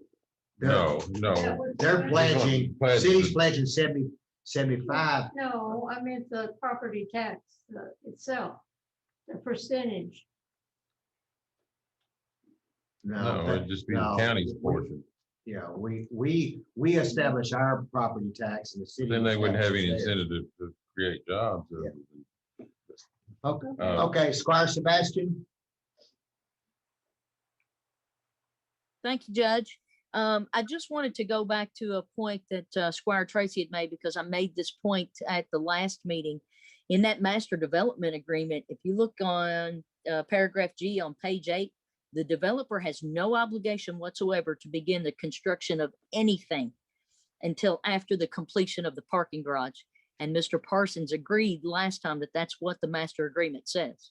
So there is no obligation whatsoever, according to the master development agreement, for the developer to do anything until the parking garage is complete. That isn't quite correct on that. There are other obligations. You're right as far as the construction of the project, but the developer in the document is required to donate the right of way to the city, is required to do the demolition of the Y and those things, and those are separate from the construction of the project itself. So there are obligations within the development. I think the developer also has some obligations to start the design and approval of the private elements also in addition to that. So The Washington Street project, right, Eric? Yes, sir. Okay, I'm sorry, I'm just trying to make sure I read. I'm still reading from notes that I had made or tried to Well, make. Squire Moore's got a question. Squire Moore's got a question. Let's Thank you. So would the construction and the demolition, would that be included in the TIF, the occupational taxes from that? yeah, we talked about this before. If it depends upon activation on that, the construction impact of payroll taxes would be concluded if the TIF is activated during the construction. If it's not activated until after the project is complete, the construction impact would not be included within the TIF pledge. And who says when it's activated? Basically, the city working with the developer determines the activation date. It has to be activated within 4 years of the date of the agreement. But that's so the construction impact may or may not be impacted. It really depends upon the date of activation. Yeah, that would help Yeah, us. but they would leave. Squire Sebastian. Thank you. Can I come back to that master agreement? Because I just remember seeing that the city can assign the responsibility of the Washington Street extension to the developer, because that's where the language is just a little bit not clear. That's in that same section on like section 5, beginning on page 11. So I guess that's where it's not exactly clear. It may be, it's a little murky there. The So I reason guess that's that's why I in was there recommending. is that's going to be a public project, but the developer is obligated to build that specific public project under the agreement. So the city's obligation as a public street would be assigned to the developer as it relates to the extension of Washington Street. So that's why it's worded that way on that. Okay, it just seems a little hair splitting. Thank you, though. Thank you. I appreciate that. Thank you. Okay, so so Tamara, I guess we've got to figure out the wordage for the resolution. That would be part of, what are you saying? What do we need to do here? You'll need to decide what you want to do. Well, talk to me. Tell me what do you say? Look at me and say, tell me what we need to do. What You do- need to decide what you want to do. Okay, do we need to do yes or no on the 0.50 or, and then the number of years, or how do we do, what do we need to do? The resolution is just pledging the amount. But if you want to change the wording on it, put the additional stipulations in it, we can. I guess you just need to decide what Okay. stipulations you want to do. Okay. Okay, let's by a show of hands on up to an amount of 1.5 million, up to 1.5 million. Squire Muller, that's your suggestion, is that okay? Squire Moore, you okay with that? Well, as long as you didn't include the other 3 points. You have 3 points. Okay. that 50% up Other to 2 points. Until paid off up to 1.5 million for 20 years. Okay. Whichever is. Yes, okay, so I guess the point is it goes to item 1, 50%, 50%, okay, 50%. I've got 2 votes here, 3 votes here, 4 votes here, so 50% is in. All right, so the next one is up to 1.5 million over 20 years, up to 20 years, And or paid off first. or pay it off. And or paid off And first. that's paid. Yes, whenever the debt's, the 1.5 million debt is paid. Yes. Yes, got a vote here for it, got 2 votes, got 4 votes here for it. So it's gonna be, Mayor, you understand that, Mr. Parsons, you understand that? And Tommy, you all can concur that would, you can live with that. Mayor, you're good? Okay, Tommy, and so that will, okay, Mr. Parsons, you understand that as well as part of the agreement? I understand that, and I'll work with the county attorney or the wording of the actual document so that it meets your expectations. Okay. Squire Tracy, Judge, just to make sure, because there's been a lot of information. So we're looking at 1.5 capped at 1.5, up to, 20, correct, 20 years or until paid off, or Yeah, until correct. that amount is paid and off. we're looking at 50% of the revenue. Okay, everybody understand that? Revenue. we need to 50% of the define what occupation tax. The new, net new. The net new, it's gotta be the net new occupation tax. It can't be somebody. Net new, transferring. I agree with that. Mr. Parsons, so we're defining revenue as the net new and the property tax. Yeah, when we're talking about net new, what I anticipated doing is that we will, sounds like what the court is saying, we will include a provision in the definition of new revenues that would prohibit transfer. So existing revenues, existing jobs that relocate into the district would not count in the calculation of new revenues. And we can do that. So that's what I mean by, I think what you mean by net new is that we would prohibit the transfer of existing jobs into the district counting as new revenues. Is that okay? From the county to the city, yes. So Okay. Christians move From down there. Warren County or city, we net new. but then to the, Keep them. to the district. All right. Everybody understand that? Everybody understand that? And also, Mr. Parsons and Mr. Sparks will work together, and Mr. Parsons, you know how to contact Mr. Sparks, is that correct? Mr. Yes, I Martin? do. Yes, I Okay. do. So then we've got 2 weeks to have the document redone.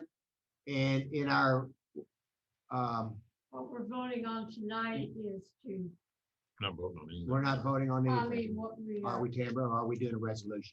Okay, we have both. We have a resolution so that we can get the commitment, the pledge. We Okay. don't have to vote on it if everyone's in agreement. We were just doing that to firm up the information. So it's whatever the court's pleasure is. Where's The resolution the- is, It's a resolution pledging the amount of incremental revenue. so I can change the wording in the resolution if you all would like, to mimic what you've just decided while they work on the agreement and Right. amend it between readings. Okay, that's the ordinance. A All right, resolution everybody pledging okay? Everybody got that? We will do a just the resolution amount of- and with the new verbiage in it, and that will be on the agenda. With all that being said, are there any other questions before we move on to the next item on the agenda? And we give a big thanks to the city. Tax revenues within the developed okay. area. Everybody good? I don't see any more questions. Mayor, thank you so much. Appreciate you taking the time. I know you're on vacation or at least you're somewhere having some fun, and so big thanks. Thank you all. No, really, thank you all for the questions. And I'm glad you all are more comfortable with it. And thanks for helping the city. Well, that's a community now. It's a community. Thank you. Right. Mr. Parsons, thank you. Mr. Russell, thank you. Eric Cockley, thank you. Thanks all for being here and discussing, and thank you, Court, for coming to an agreement. All right, let's go to the next item, and that is, did you text can you get the sheriff on and authorization to declare firearms as surplus? Yeah. Is the sheriff on here? Yeah, can you hear me, Judge? Yes, we can hear you. Okay, I don't have a camera where I'm at, but audio should work. But Sergeant Matt Green, Wait a can minute, you all Sheriff. We heard you and then you went away. You have to speak pretty close to your phone or whatever it is you've got. can you hear me now? Yes, as long as you speak close to the microphone. Okay. Yeah, that firearm surplus is a request.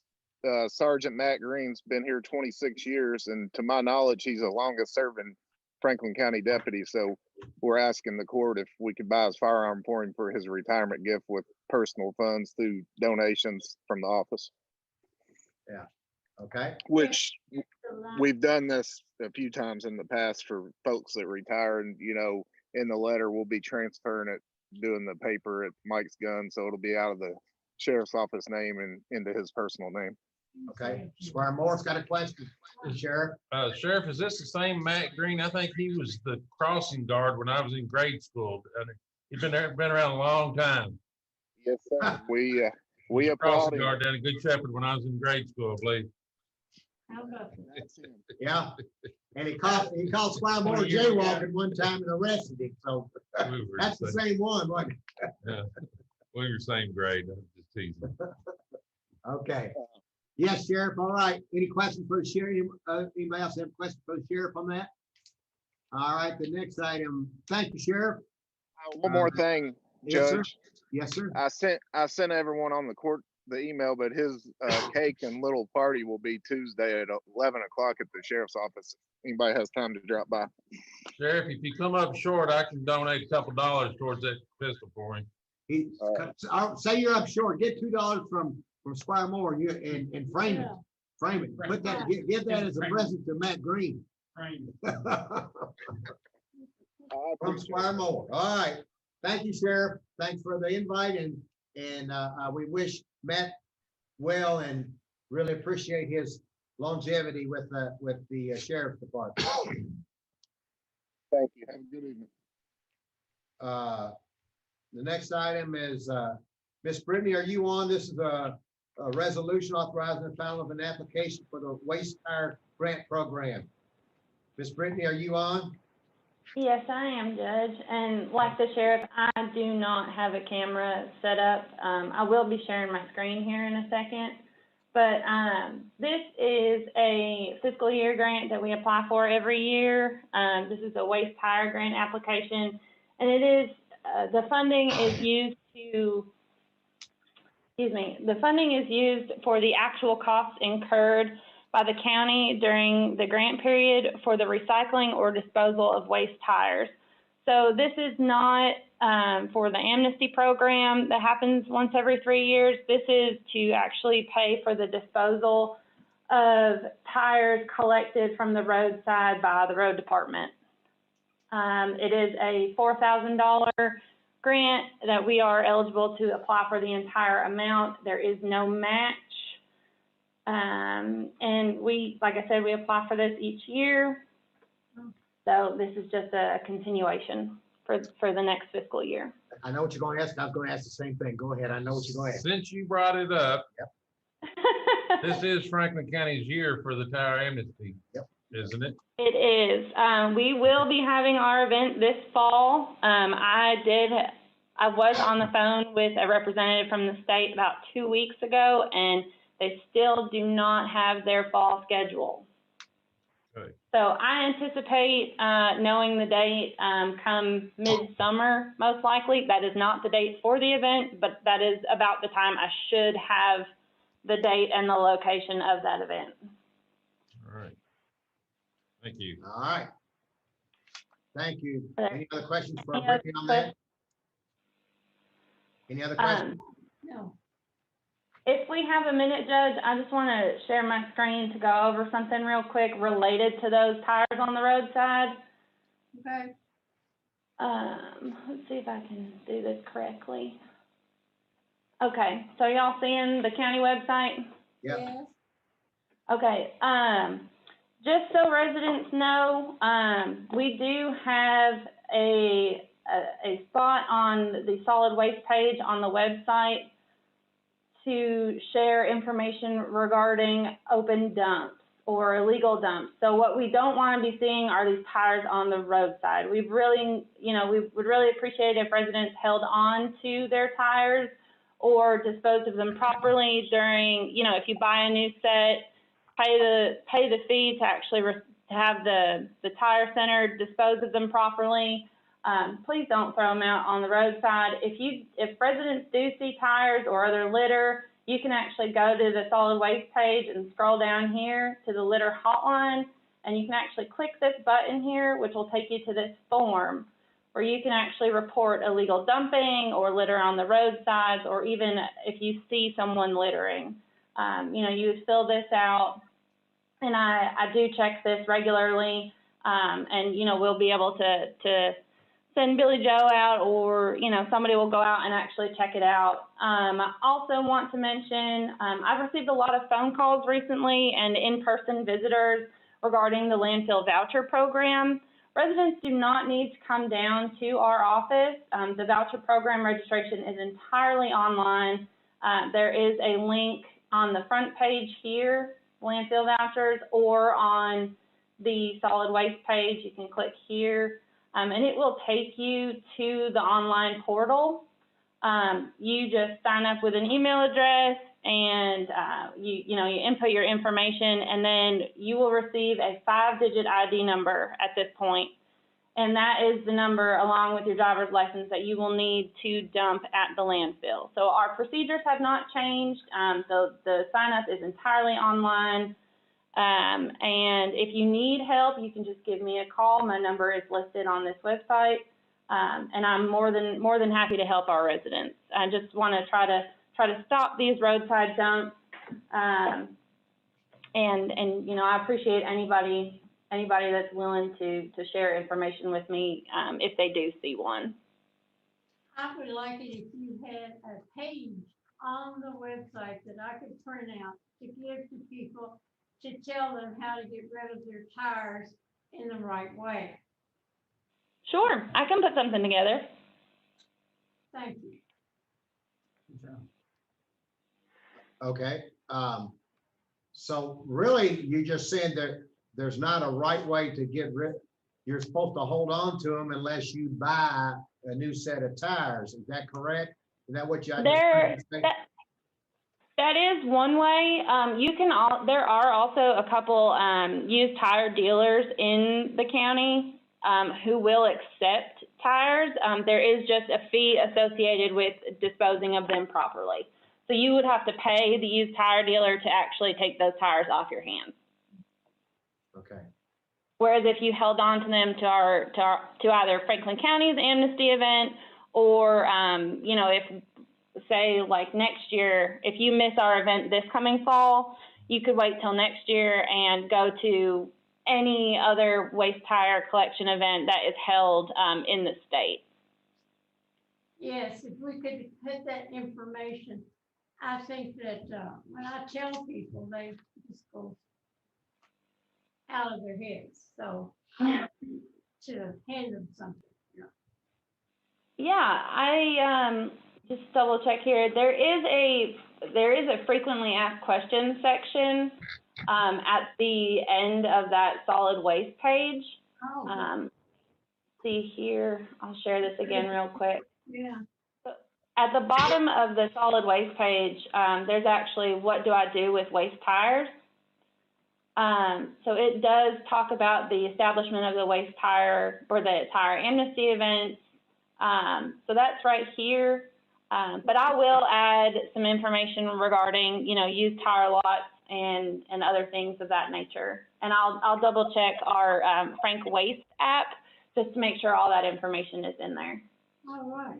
You might just for helpful information for anybody in the community, you might give a call to some of the tire dealers and see if they tell them who you are and see if they would be willing to take those tires if people came in, brought them in and paid the amount, and if so, advertise for them, because that would save people from driving all over trying to find somebody that would take them. If we know 2 or 3 that would take them for a price, we ought to advertise for that. Sure, I will be glad to do that. I know I've talked with some residents, in the last year and a half, who have had success with that, but I am not currently aware of which retailers they went to. So I will be more than happy to go ahead and do that research.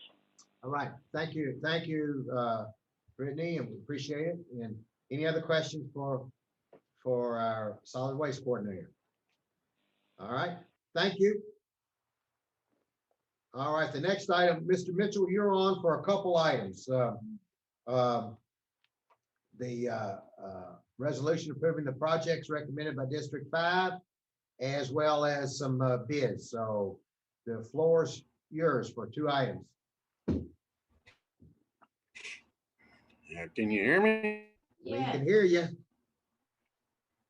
we can hear you. Waves are not too good.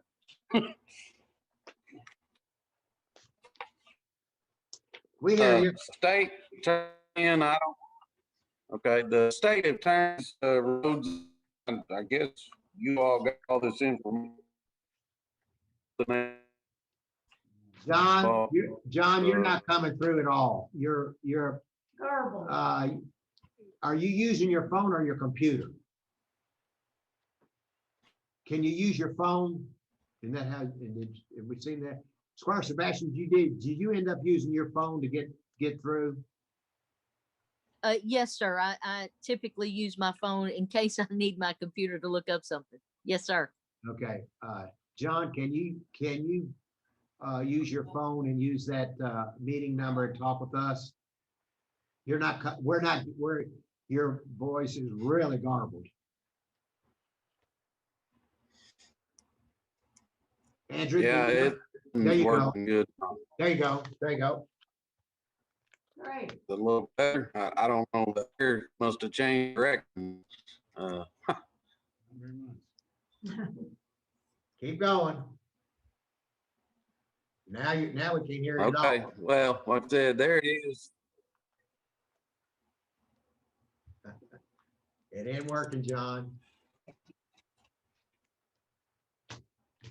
All right, John, I'm gonna have Andrew call you and help you through And we're gonna go on to the other items on the agenda, and whenever you can get back on, let us know, and we'll go over your items, okay? Andrew, if you would, get a hold of John and get him fixed up so he can present his items on the agenda, okay? All right. The next item on the agenda is approve a housing contract for property located at 219 Seventown Lane. Charlie? Thanks, Judge. Good evening, court. Everybody hear me okay? Yeah, we hear you. There's no change to this contract, just a yearly renewal. This is the house that our security guard lives in, and of course, he does a fantastic job. Helps us day and night, been with us for years, and this is just a renewal for his residence. Okay, Okay, anybody have any questions? Charlie on 219 Seventown Lane. All right, nice to know the address. yeah, there you go. All right, thank you, Charlie. No other Thank questions? you. All right, thank you, and thanks to the devil for his work. We appreciate his work. Keeping the park safe and clean. Thank you. Okay, the next item is Betty Jo. We have to hire a part-time receptionist replacing Cindy Murphy, and we're sorry that Cindy left. She's doing some other things, and we really appreciate her good work. She's a great person, and we'll miss her, and we are excited about Cornelia Jones coming in. So Betty Jo? Yes, Judge. This is authorization to hire a part-time receptionist, replacing Cindy. And we will miss Cindy's smiling face on Thursdays and Fridays. She did a great job. She's just wanting to retire completely. The position was posted on the county website and advertised in the Frankfort State Journal, Indeed, and Facebook. We received 4 applications, and we chose to interview all 4. One candidate withdrew their application, so we interviewed 3. The interview committee recommends Cornelia Jones. Ms. Jones has extensive experience in answering multi-line phone system and dealing with the public. In addition, she has an associate's degree. All right, Well, we look forward to her coming on. She's a nice person. And once again, we do thank Cindy for her great work. She's also a really been a fantastic worker, and we wish her well in her retirement. Okay. Judge, we've got John with us. Okay, all right. Let's get John back in there. Okay, John, you've got District 5 and your bids. Just wants some just 9 and 10. I think, no. We're not hearing him, Andrew. Okay, he's here. He just dialed in. John, can you Can you talk? Can you hear me now? Yeah. Oh, wonderful. Wow. All right. We need to get a broadband out in the Peak Smell area. Yep. That's exactly right. You got it. The state rural secondary program, I haven't talked to them about these, but I believe any road that we can get them to blacktop will be great, because they all need it. But looks like this is part of District 4 and District 6, about 5 miles or so, something like that. Much needed. Part of Funds. Brian Benson, yeah, that's great. And it looks like part of Camp Pleasant. I tried to talk them into doing the whole thing, but I guess they don't have the funds. So. Okay. But whatever we can get, it's a whole lot better than we had. Okay. Looks great to me, John. I bet it does.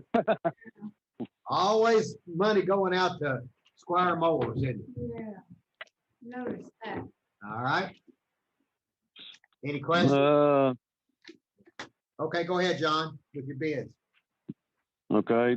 The bids came in, the typical yearly increase. I mean, Looked like the aggregates were around a 25 cents a ton increase. Blacktop, it went up a little, $5 and change. I mean, it wasn't bad. Now we're at $70. We were at 64.75. So it's not too bad. Better than I thought, really. Concrete, it went up $5 a yard. And the pipe looks like it's averaging around $1 a foot increase, but overall, I mean, it does that about every year, so it seems normal.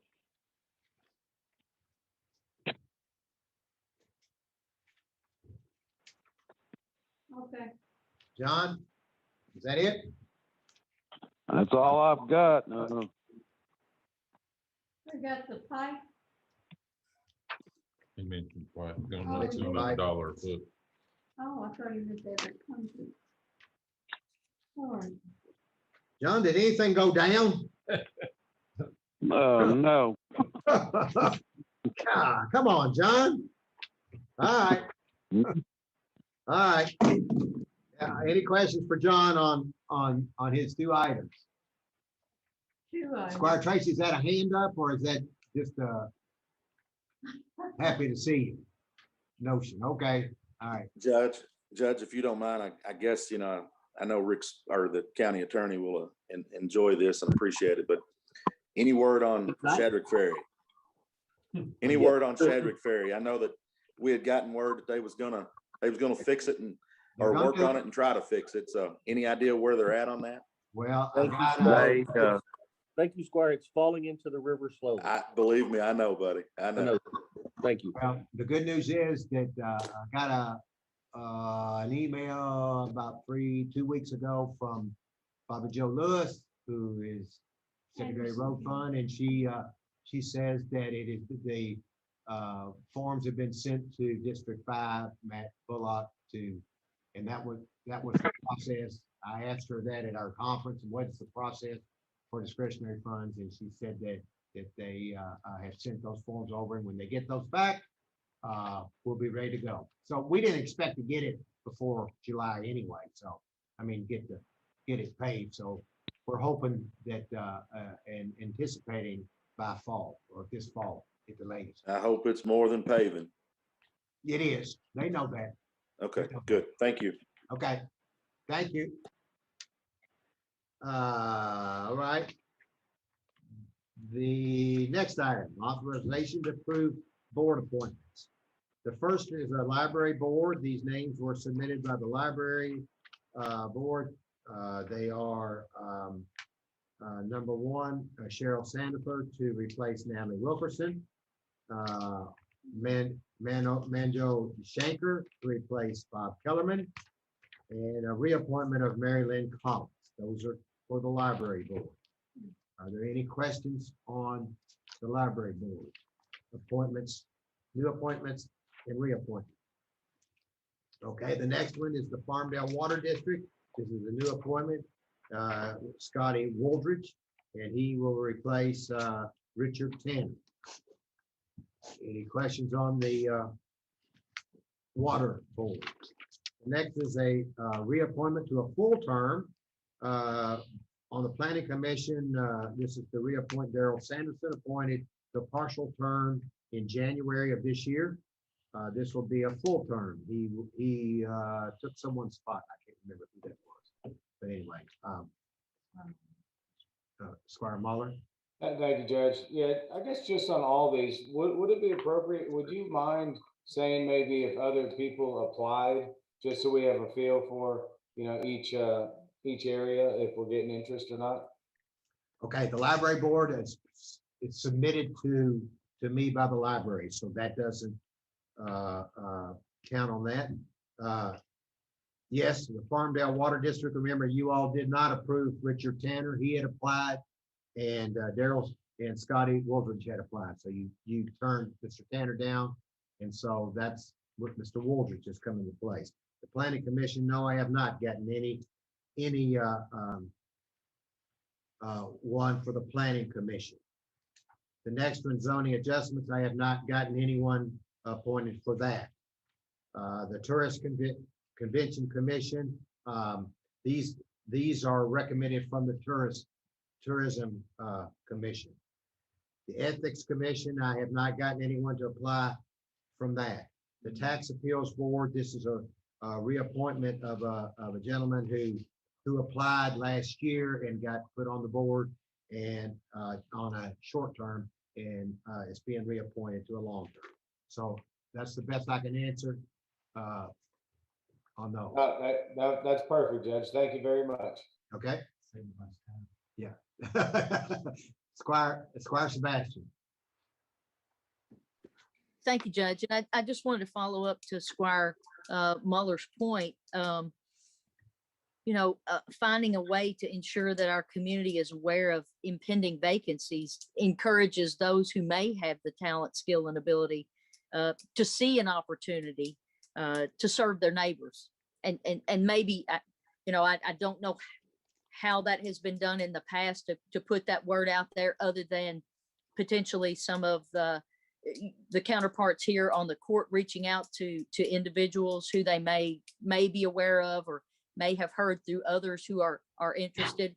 I don't know how we do that to ensure we get the word out there. So I guess I'm asking my fellow members on the court, what is a good way to do that, to ensure that we have those quality candidates, because they may just not know these opportunities exist. And thank you in advance for everybody's input. Squire Sebastian, they are on the website, the board appointments. Yes, sir, Judge. I do understand that. And I appreciate that. That is a great thing to put that out there. But a lot of our community potentially does not traffic that website on a continual basis. So I was just only, I guess, inquiring from our fellow members of the court if they have suggestions as to how we could do that in addition to that being posted on the website. So I just appreciate any comments or thoughts anyone has. Thank you very much. Squire Booth, you had your hand up.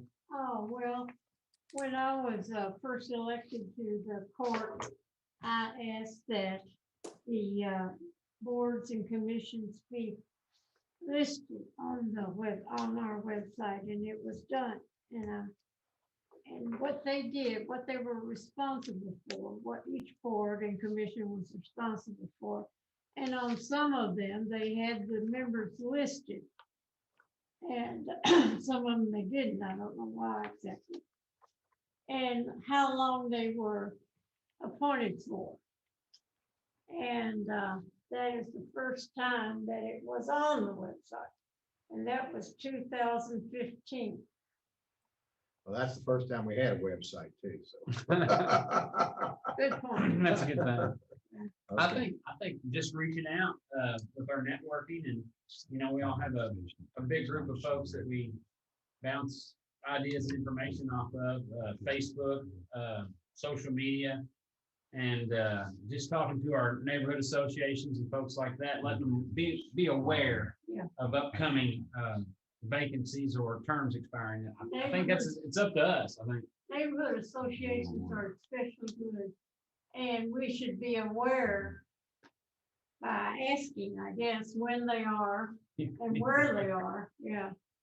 Okay. So we can attend. Squire Muller. Thank you, Judge. I think that Squire Sebastian brings up a great point, and I think as the years go on, technology changes, and that's one of the things we always talk about is how we're getting news out. And as you can see right now, we're on Facebook Live. I think that's probably the best thing we can do to communicate right now. So I would maybe propose if maybe a month before the deadline cut off for each board, if potentially Andrew could post something, and then the easiest thing for the court to do and anybody else would be, to share those possibilities for positions. So if we could do something like that, I think that would be wonderful. Okay, on our Facebook page. All right, is that what you're saying? Okay. did you hear him? He recommended Andrew do it a month in advance of the vacancy. Correct. An actual post that can be moved around. Okay. Andrew, if you heard that, write that down on your to-do list. Okay. All right. We've gone through that, and I'm gonna go back.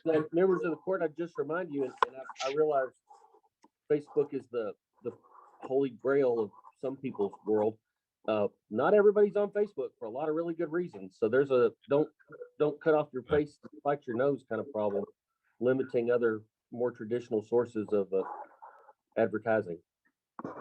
You know, Okay. somebody told Does me. the fiscal court have a tweet and all that other stuff? No, Yeah. Yes, sir. well, Yes, we do have a Twitter account. Yes, yes. you don't use it. Oh, I There you didn't know go. that. Well, if you know somebody that you think would be interested, Yeah, let it be known to them. Yeah. I do. And so let me say this, if, it's embarrassing for a person to be on a board and we put them up for appointment and they get turned down, because there's another person that applied and I didn't even know that the person that applied, I ever got an application. So I think it's incumbent upon you all, just as much as you're asking to advertise, that you let me know, because it's You my have to job ask them. Yeah. to put on the agenda people to be on there. And if I don't know of someone and I put someone on there to be reappointed and they get voted down, that's not fair to them. And that scares people. So if you want people to be on the board, we need to be board friendly as far as I'm concerned. So I say to you, if you know of somebody that you want on the board, you need to call me and they're wanting to be on the board, let me know. Have them send the application, but also talk to me and let me know who they are, because that's only fair. Only fair. We don't want to turn people down, and that, if we get to that point, that it's really not going to be helpful, no matter how much advertising we do. So anyway, that's enough to be said on that. We're going to go back to item number 4, and Andrew's going to share it, and I want to make sure the verbiage is correct, or Tambra actually wants to make sure the verbiage is correct, so we can we'll be voting on that in the meeting. So Andrew, would you put that on there? Okay.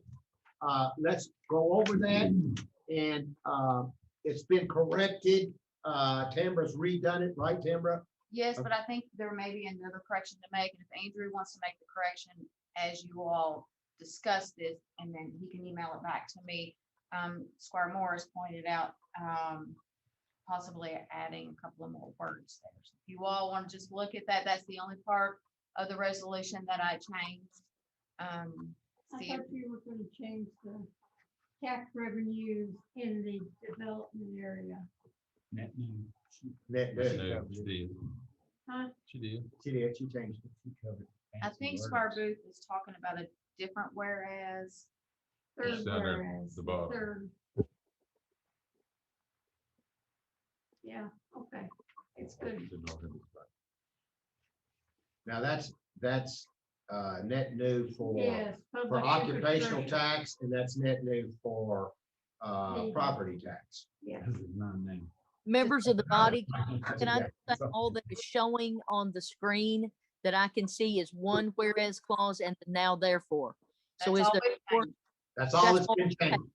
okay, thank you. Hey, Okay. Rick, are we going about this right, or do we have to have Mr. Parsons do this? I don't feel like this. It's a resolution. I wrote the resolution. Very good. So my understanding is Mr. Parsons is gonna incorporate the changes that you all mentioned previously into the agreement, but as far as the resolution, just making the promise or the pledge, we can amend that how you see fit. Yeah. Attorney Parsons is going to call the county attorney. Mr. Sparks, you're on? You're normally not on, so I guess you want to say something. I don't see your little hand, but that's, I'm assuming you're wanting to say something. There it is, all right. I reviewed the language that Amber provided. It, if I understood the notes as I was taking in the discussion, that's what you all wanted that resolution to do and say. Not the resolution, the agreement. We're only changing the resolution. We're only right doing the now. resolution. The agreement's gonna be worked out, but the He's verbiage, gonna call you then. yeah. Right. Correct. Yeah. Yes, ma'am. I'm sorry. I didn't mean to say yeah. That was rude. Okay. Everybody okay? Everybody understand that? Yes. All right. Thank you, Counselor. Thank you, Tamara. Wait a minute, Squire Tracy's got something, okay? I do. Do we need to list the occupational or whatever the group of taxes? Do they need to be listed out, or is it just net new? Net new is the term of art that covers. Okay, those. just making sure. That's Okay. correct, Squire. Okay. Any other questions? All right, thank you all. Thanks for those questions. Thank you, Counselor. Thank you, Ms. Harrod. All right, let's go to the next item on the agenda. That's the first reading of an ordinance relating, first reading in, that should be up ordinance. Relating to the budget for fiscal year 2021-22. Susan, are you on there? You have 1, 2, 3, 4, 5 maybe items. So Susan, we'll leave virtually the rest of this part of the agenda for you. Good evening, Court. Starting with the first reading of the fiscal year 22 budget, we incorporated the recommendations of the full fiscal court body in the budget meeting of 5/25 for some adjustments to various accounts. I provided a list of those changes in detail by line item. They were as far as they relate to the funds, there was an overall reduction in the budget recommendation to the amount of $212,800.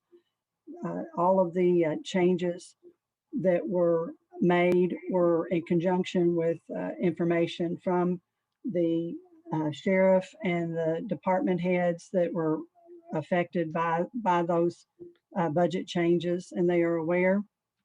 The reduction in the appropriations as reflected on the revenue side is a reduction in the carryover required to balance the budget.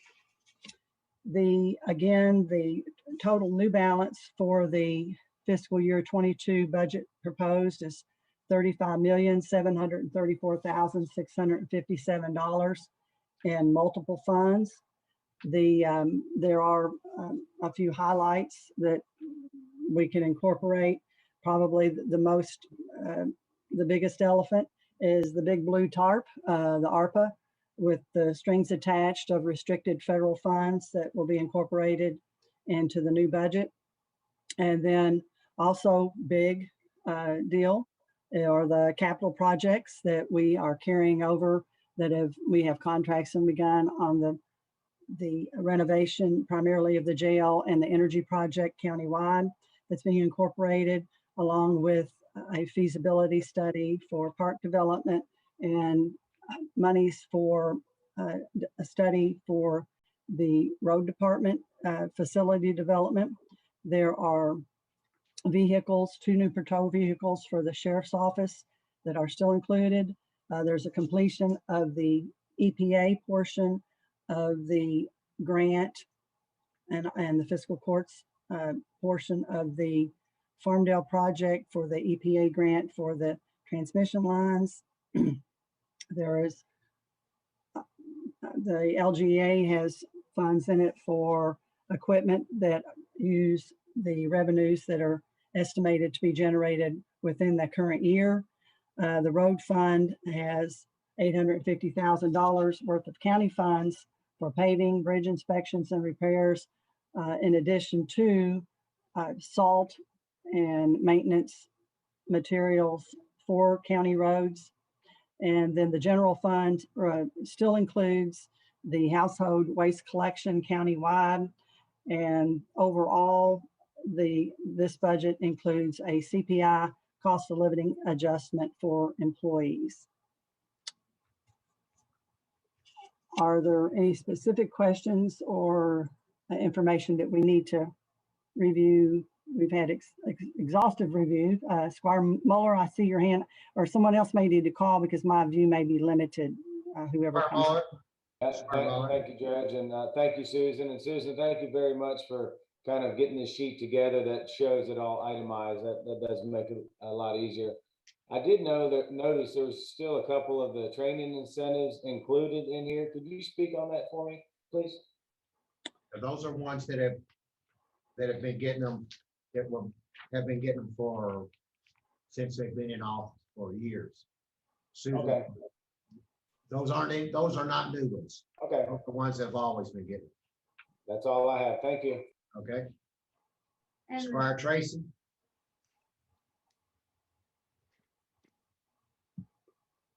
You there, Judge? Thank you. Just one, I got a couple questions, but one is in regards to account 8001. You'd made mention that you and Robert was working on a project as far as the road department. If that is other than the two neighboring properties, would you mind to give us an update on what that is? No, Because if it's outside of those two pieces of property, I feel like I'm being asked to fund something I don't know what's going on. no. As I told you before, we have two pieces of property. Okay. We've met with both of the entities. One has agreed to the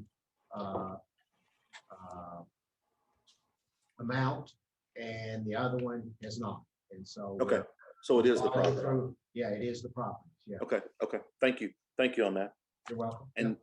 And then on the next one, which would be account 5070, the county just recently agreed to and extended a contract for services, I believe through 2022 with the Bluegrass ad at, if I remember correctly, like $75 an hour. Personally, I'd like to see what a year of those services would cost the county. If it's less than 40,000 a year, it was a great move. If it turns out to be more, personally, I'd like to revisit that conversation, but it seems like we're under contract with those guys as of right now. That's just me. Robert, can you speak to that? Of course, it's all a matter of how much we're gonna need them, and we've got Understand. two issues that we're gonna require some meetings, so that's. Understand. Yes, Judge, it's all about the need. As many issues that arise that require their service, then that's when we'll call upon them.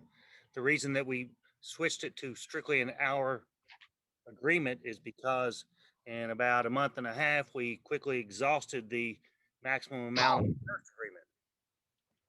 So Okay. oftentimes, a case requires, a couple of public hearings, 5 public meetings, staff time, things of that nature. So it's difficult to predict it. It's often depending on the item relating to the case. Totally get it. Just letting you know where I was at. Okay, thank you. Any other questions? Squire Muller? Thank you, Judge.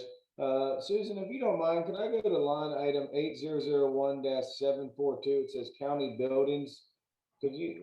What is that?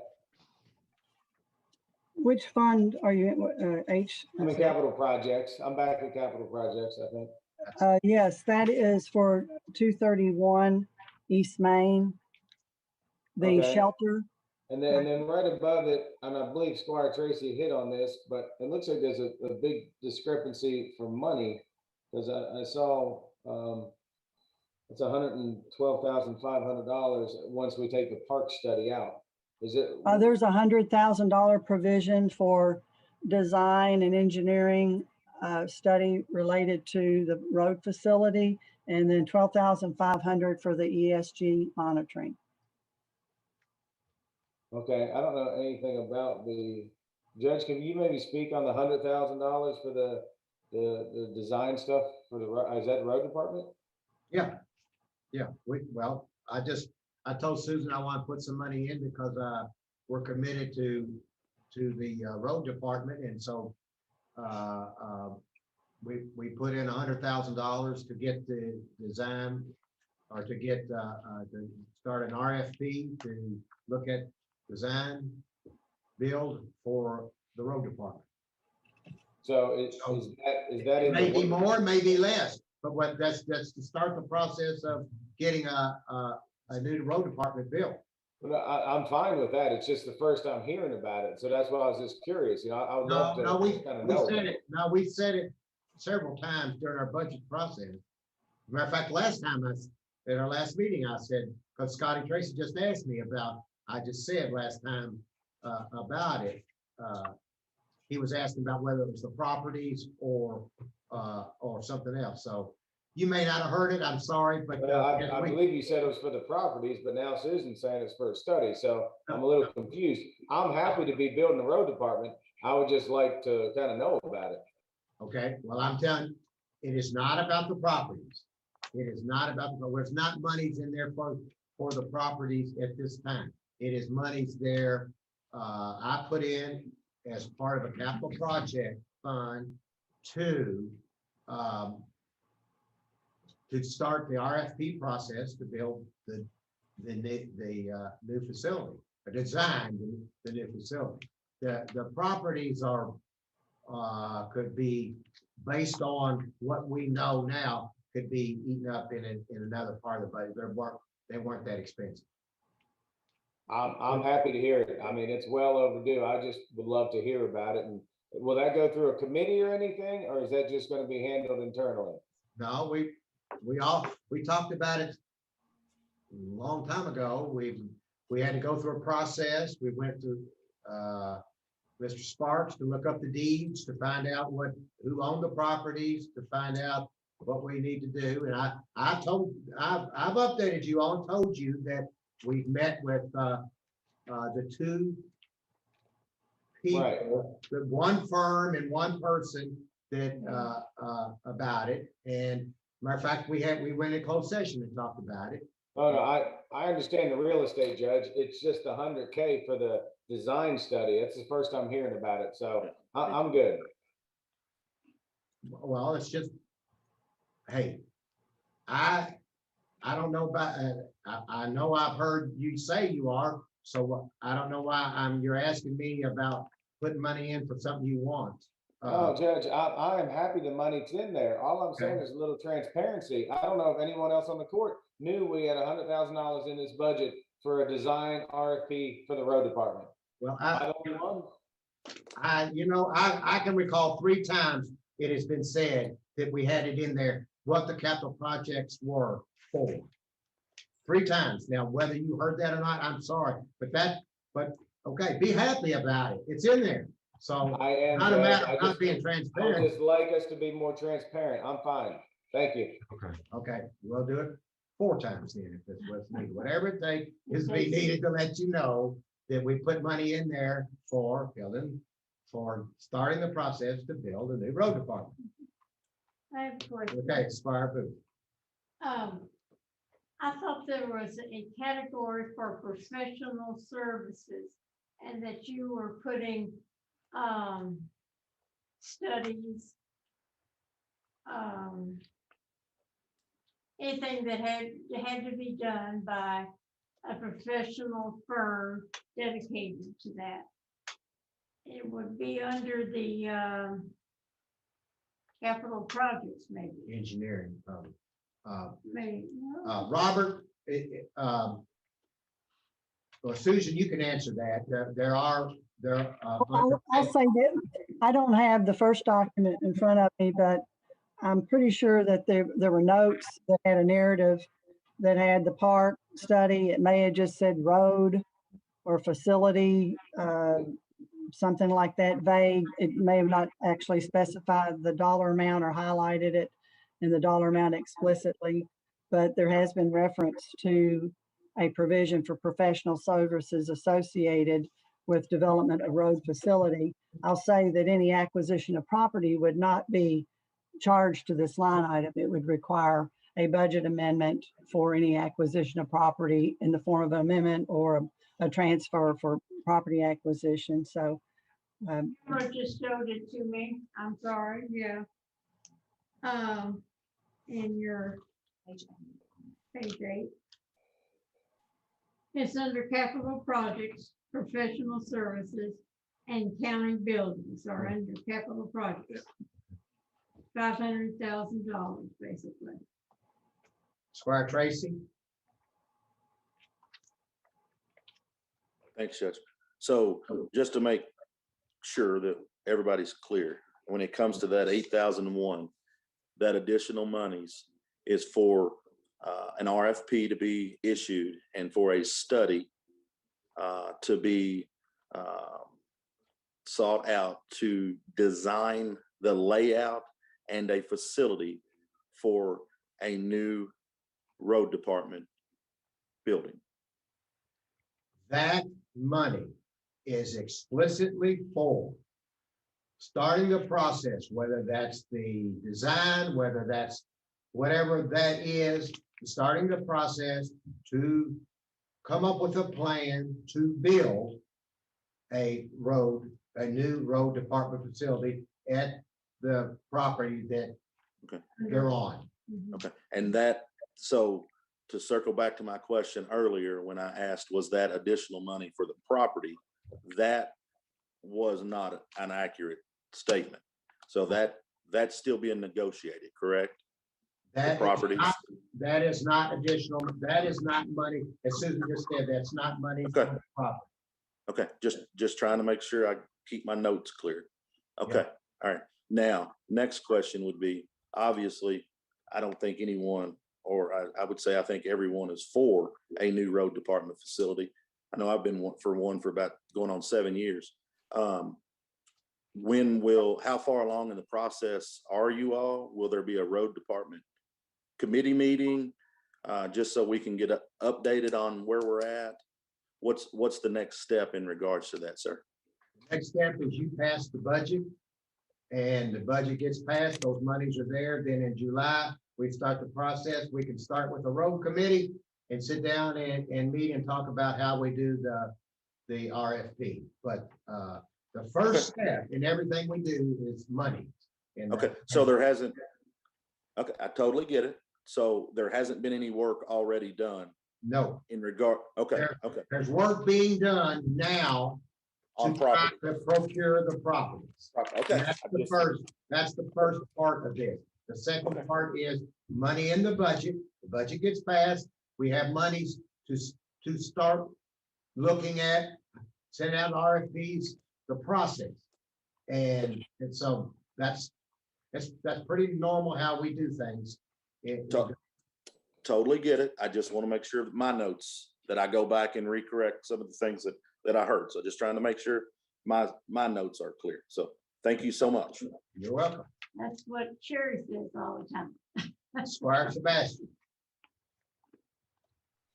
I just wanted to circle back because I may, some of the language was cutting out. So could I ask Madam Treasurer in the 8001 capital projects grouping, if you could again, and I'm so sorry to have to ask this, what is under professional services and then what is going to be under capital buildings? And I completely apologize for having to ask that again. I just want to make sure my notes are clear too. The county buildings, the $200,000 is the joint cooperative pledge from the city and the county for East the Main. renovation of East Main. The Yep, I got that. the 299.5 reflects the park study and the $100,000 for the road facility future, whatever purpose, design, whatever professional services associated with achieving that, and 12.5 for the ESG monitoring. Okay. And that should cover the 8001 section. Thank you. I'm sorry to have to ask that. I apologize. Thank you very much.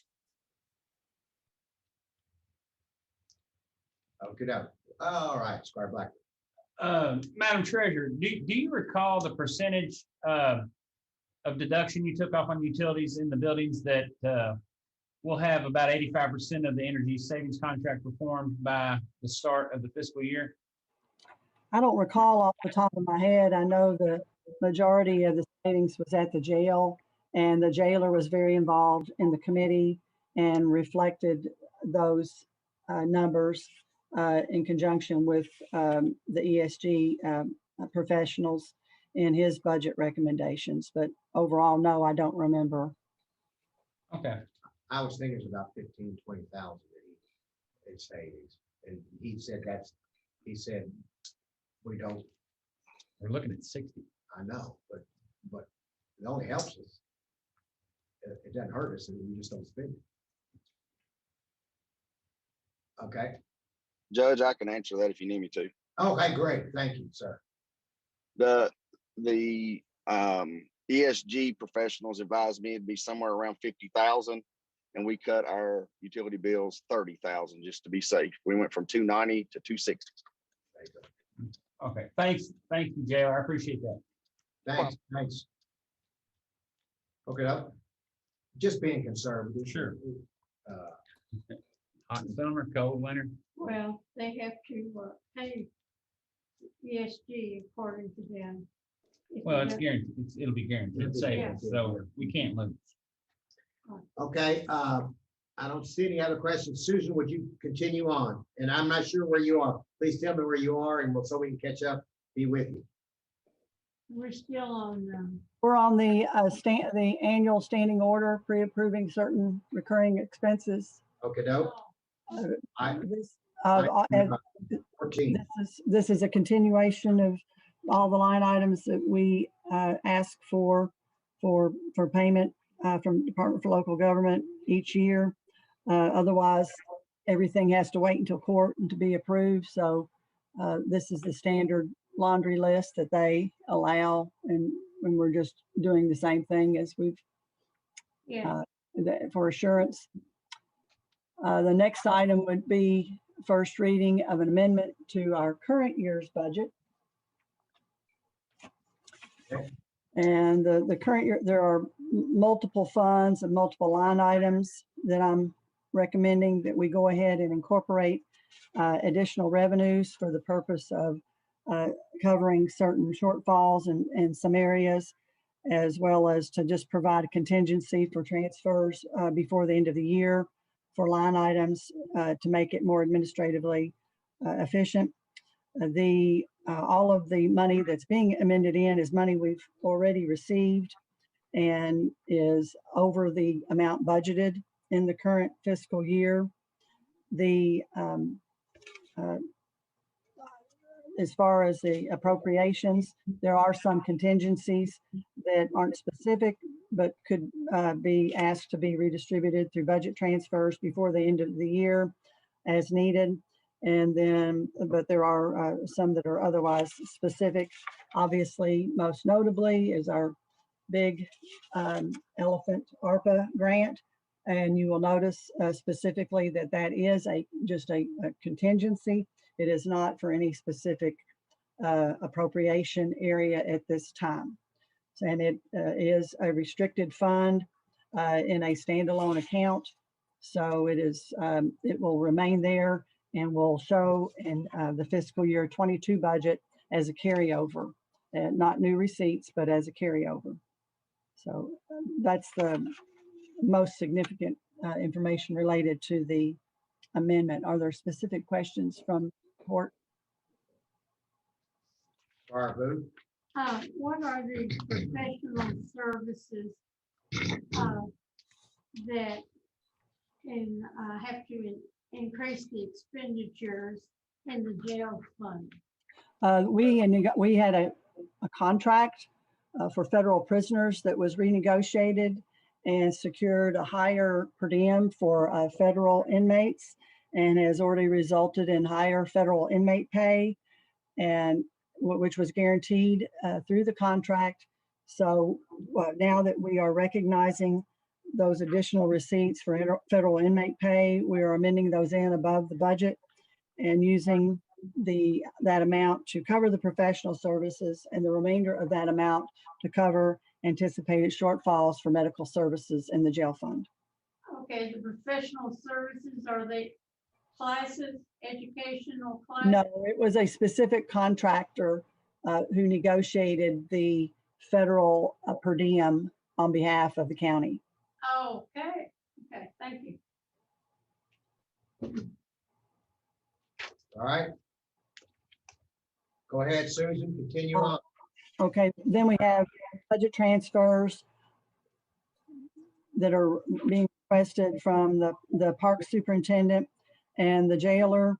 The park superintendent had acknowledged earlier in the year that there would be a need to redistribute the seasonal park help to the golf park help, and he's reflecting that change between his department budget from parks to the golf, as well as the same situation for maintenance and other items relate between the Lakeview Park and the golf. And I know over time people have said, why don't you just have one department? But we started with just the park, and then the golf was a more of an enterprise situation, and we have left that division between those two.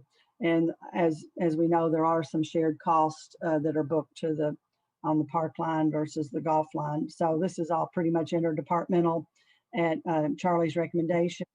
And then the jailer and his staff monitor their budget very closely and effectively, and have identified a couple of items that can be achieved with with just agents or interdepartmental transfers for inmate supplies that are required and some specialty equipment that are required. So a redistribution within the existing line items to cover those needs at his request. Okay. Questions for Tracy? Thanks, sir. And I guess my question is from the previous line item, and it's for the jailer. Jailer Bonnet, last year, if you remember, I asked you about the medical line item, and it looks like for the year you had budgeted like 576. Obviously, the jail, the numbers have been significantly lower this year than in the past, and we transferred 67, which would put it at like 644, and now we're going into this next year. And you did increase it, but it's 625. Obviously, numbers are going to go back up. So I'm going to ask you the same question. Do you feel like that's a good number? I mean, ultimately, we can't say no to medical services. We have to provide it. So I'm just going to, that's the question. I listened to you last year, Squire, and I appreciate your input last year, and I upped it to 625 this year. Okay. And I talked to Susan today, and that's about where we're going to end up this year. And of course, our numbers are going to go up. I don't want to say we've had a good year medically, but we have because of numbers, and we've had a healthier year. Thank God. There's some other jails in the state that spent a lot of time in hospitals with COVID issues, and we didn't have that. Thank the Lord. It's like hitting a moving target, Squire. I hope 625 does it, but I can't promise you that that's going to do it. I hope it does. Right. Okay. I get it. I just wanted to, like I said, I just wanted to ask. So, okay. Thank you. Thank you. All right, good question. Okay, Susan, you want to go to the treasurer's report now? Everything I've been talking about is the treasurer's report. Yeah, you're right. That's exactly right. Everything you've been talking about, that's right. But as far as immediately the current picture, you do receive a financial report in each packet for the point in time we are for receipts and expenditures. And as you know, every day is a new day and has new numbers. So it's constantly changing. And the year end, we've been talking about this quite a bit, that we do expect to end the year with a significant cash balance, with the majority of it being obligated or restricted in some way through contracts or federal obligations, but that we will have, still anticipate a carryover in the general fund of probably around $3 million. So that remains to be the forecast that we are monitoring. You'll see that there was a large progress in the energy project on this court with the $635 in progress payments there, and probably additional progress payments of a couple $100,000 more before the end of the fiscal year. And just a reminder, because we are on a cash basis, if it doesn't get paid by June 30th and with the fiscal court's bill approval, then it becomes an expense for the next year. That's why we have to have this duplication sometimes of budgeting in order to accommodate that factor. So the progress of projects can have any kind of can have a various impact. The road department reported today that they hope to have, I think, the remainder of their projects laid in place that will exhaust their road project line item before the end of the fiscal year. But again, depending on the timing of the turnaround, the receipt for the reimbursement for that those flex funds, or correct me if I'm wrong, John, that it is a reimbursable, intergovernment reimbursable project, may hit in the next fiscal year. So we are, we're a going concern. We just have these little artificial lines on the books, and 630 being one of them. But we will have we do have a good projection, and I think a very positive position for the county overall as we approach the year end. Okay, thank you, Susan. Payment of claims. A discussion on payment of claims. Squire Sebastian. Thank you, Judge. I did want to ask in regard to item 015005.389. That's the one to KMK. And Judge, it had indicated that there were some communication that had been had with the county, with you and maybe others. Is there anything that we covered tonight, or is there anything that was covered in some of those communications that we didn't cover tonight? I guess is what I'm really asking for. Are you kidding? After 2.5 hours, I surely hope we covered it all. Look, I just thought I would ask. Thank you for asking, but yes, I think we covered it all. Okay, thank you. Also on page 3, 0191000595. The line item shows that there's like $11,688.74 in encumbrance and expenditures for that, with in this bill packet $2,159.91 for equipment. Can somebody break down like the amount spent for gym memberships out of that larger pool, and then cost for equipment that the county maintains for the same kind of purpose, just so we have a sense of how that's balancing itself out for county use either way? I think Betty Jo might be on and Okay. talk about that. Betty Jo? Yes, Sheriff Squire actually contacted me several months ago and said there was some equipment up there that was unsafe that needed to be replaced. So I looked into it, and it definitely did. It was a treadmill that a belt was breaking when employees was on it. So, and some weights that actually damaged some floor, and those were unsafe. There wasn't some safety handles on it or whatever. Sheriff Squire can speak on that. I'm not for sure on the weights, but I'm very familiar with the treadmill. So those needed to be replaced. So he removed those, and that's why we replaced the equipment in there. Yeah. Were they part of that? But my question is what was the breakdown between what we're spending at outside facilities and what we may be spending at internally? I can send you the breakdown of the gym memberships. It's decreased significantly since COVID. I don't even think we're spending 50% of that, and we lowered that this year, I believe, in the budget. But I can send you that separately. But it's like we have not been spending hardly anything on outside membership. The wellness center at the sheriff's office has been utilized more frequently than normal. And is that our only, I guess, county workout facility there? Like, we don't have workout facilities in the jail that we're putting money into. We don't have them at like the fire stations, or just the one there at the top of Derbyshire where the sheriff's office is. Yes, that is actually a county facility for all county employees at the sheriff's office. At the fire department, they have equipment because, you know, they work 24/48, so they work out on their off hours. At the jail, I'm not familiar with that. I just didn't know if we put money in the individual fire stations as well, because like you said, they're on 24, you know, so I just wondered about that. And then If so, I'm not aware of that. We would have to ask the fire chief on that. I'm not for sure on that. Squire Okay. Sebastian, uh-huh. I'm Chief Hutchinson. I'm here.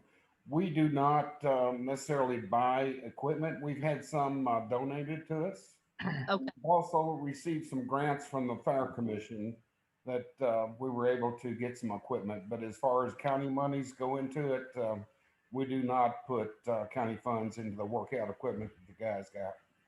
Okay, I just wasn't sure it because, you know, to our HR director's point, you know, we have folks that are working, you know, extended hour shifts there and don't get the opportunity to leave the facility where they're at to go to work out, because we want them certainly able to scale whatever they need to scale at a moment's notice when there is a fire. And one last question for our HR director. Are visits to that facility recorded? Like, is there a logbook in there and we check that just to kind of see how frequently it's used? Which facility? The county facility. I'm sorry, I should have. Sure.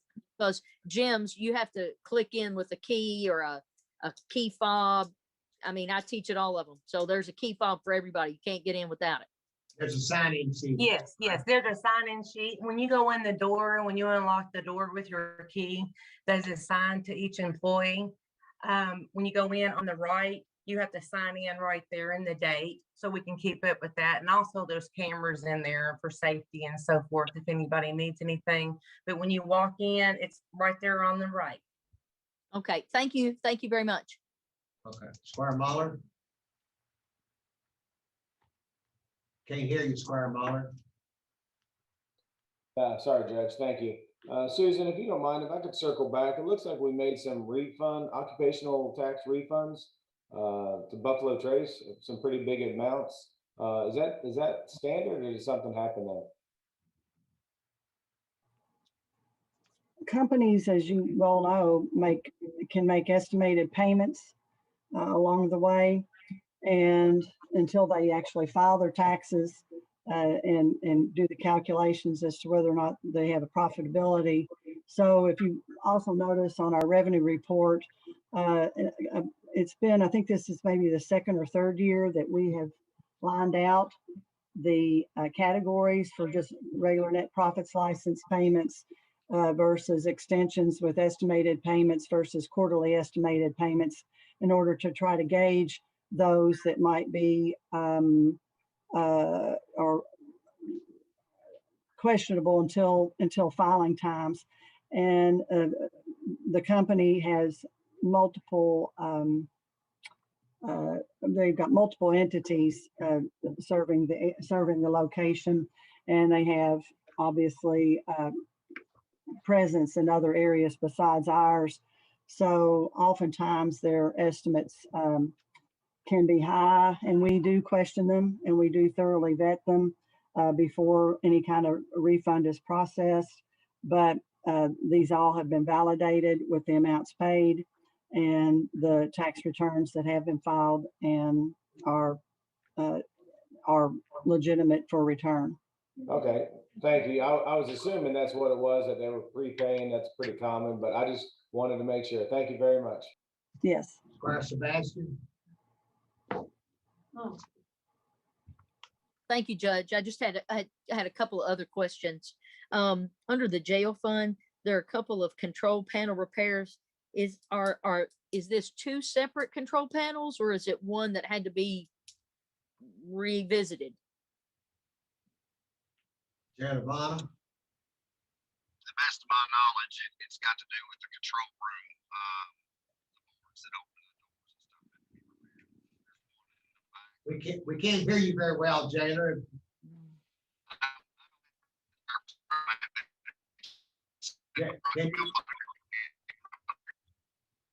Jailer Ivana, if either use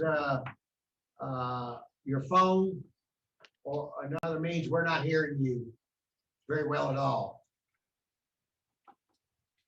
Judge, while he's clearing up that communication Okay. kind of glitch, Yeah. can I, Keep going. Chief? Yeah. I'm sorry. Yeah, keep Go ahead. going. Keep going. Keep going. Yes, sir. Okay, going. thank you. I just wanted to ask the fire chief, Chief Hutcherson, the boat replacement. Can you talk to us just a little bit about that? There's a line item for that in there and an expenditure for that. Yes, ma'am. We have a 16-foot, 8-man raft, which is originally bought for Swiftwater. The thing is massive. It takes numerous men or women to operate that, and it's too much boat for the Swiftwater that we have. We intend to surplus the big boat and utilize the perfect what the guy has spec'd out is the perfect Swiftwater raft.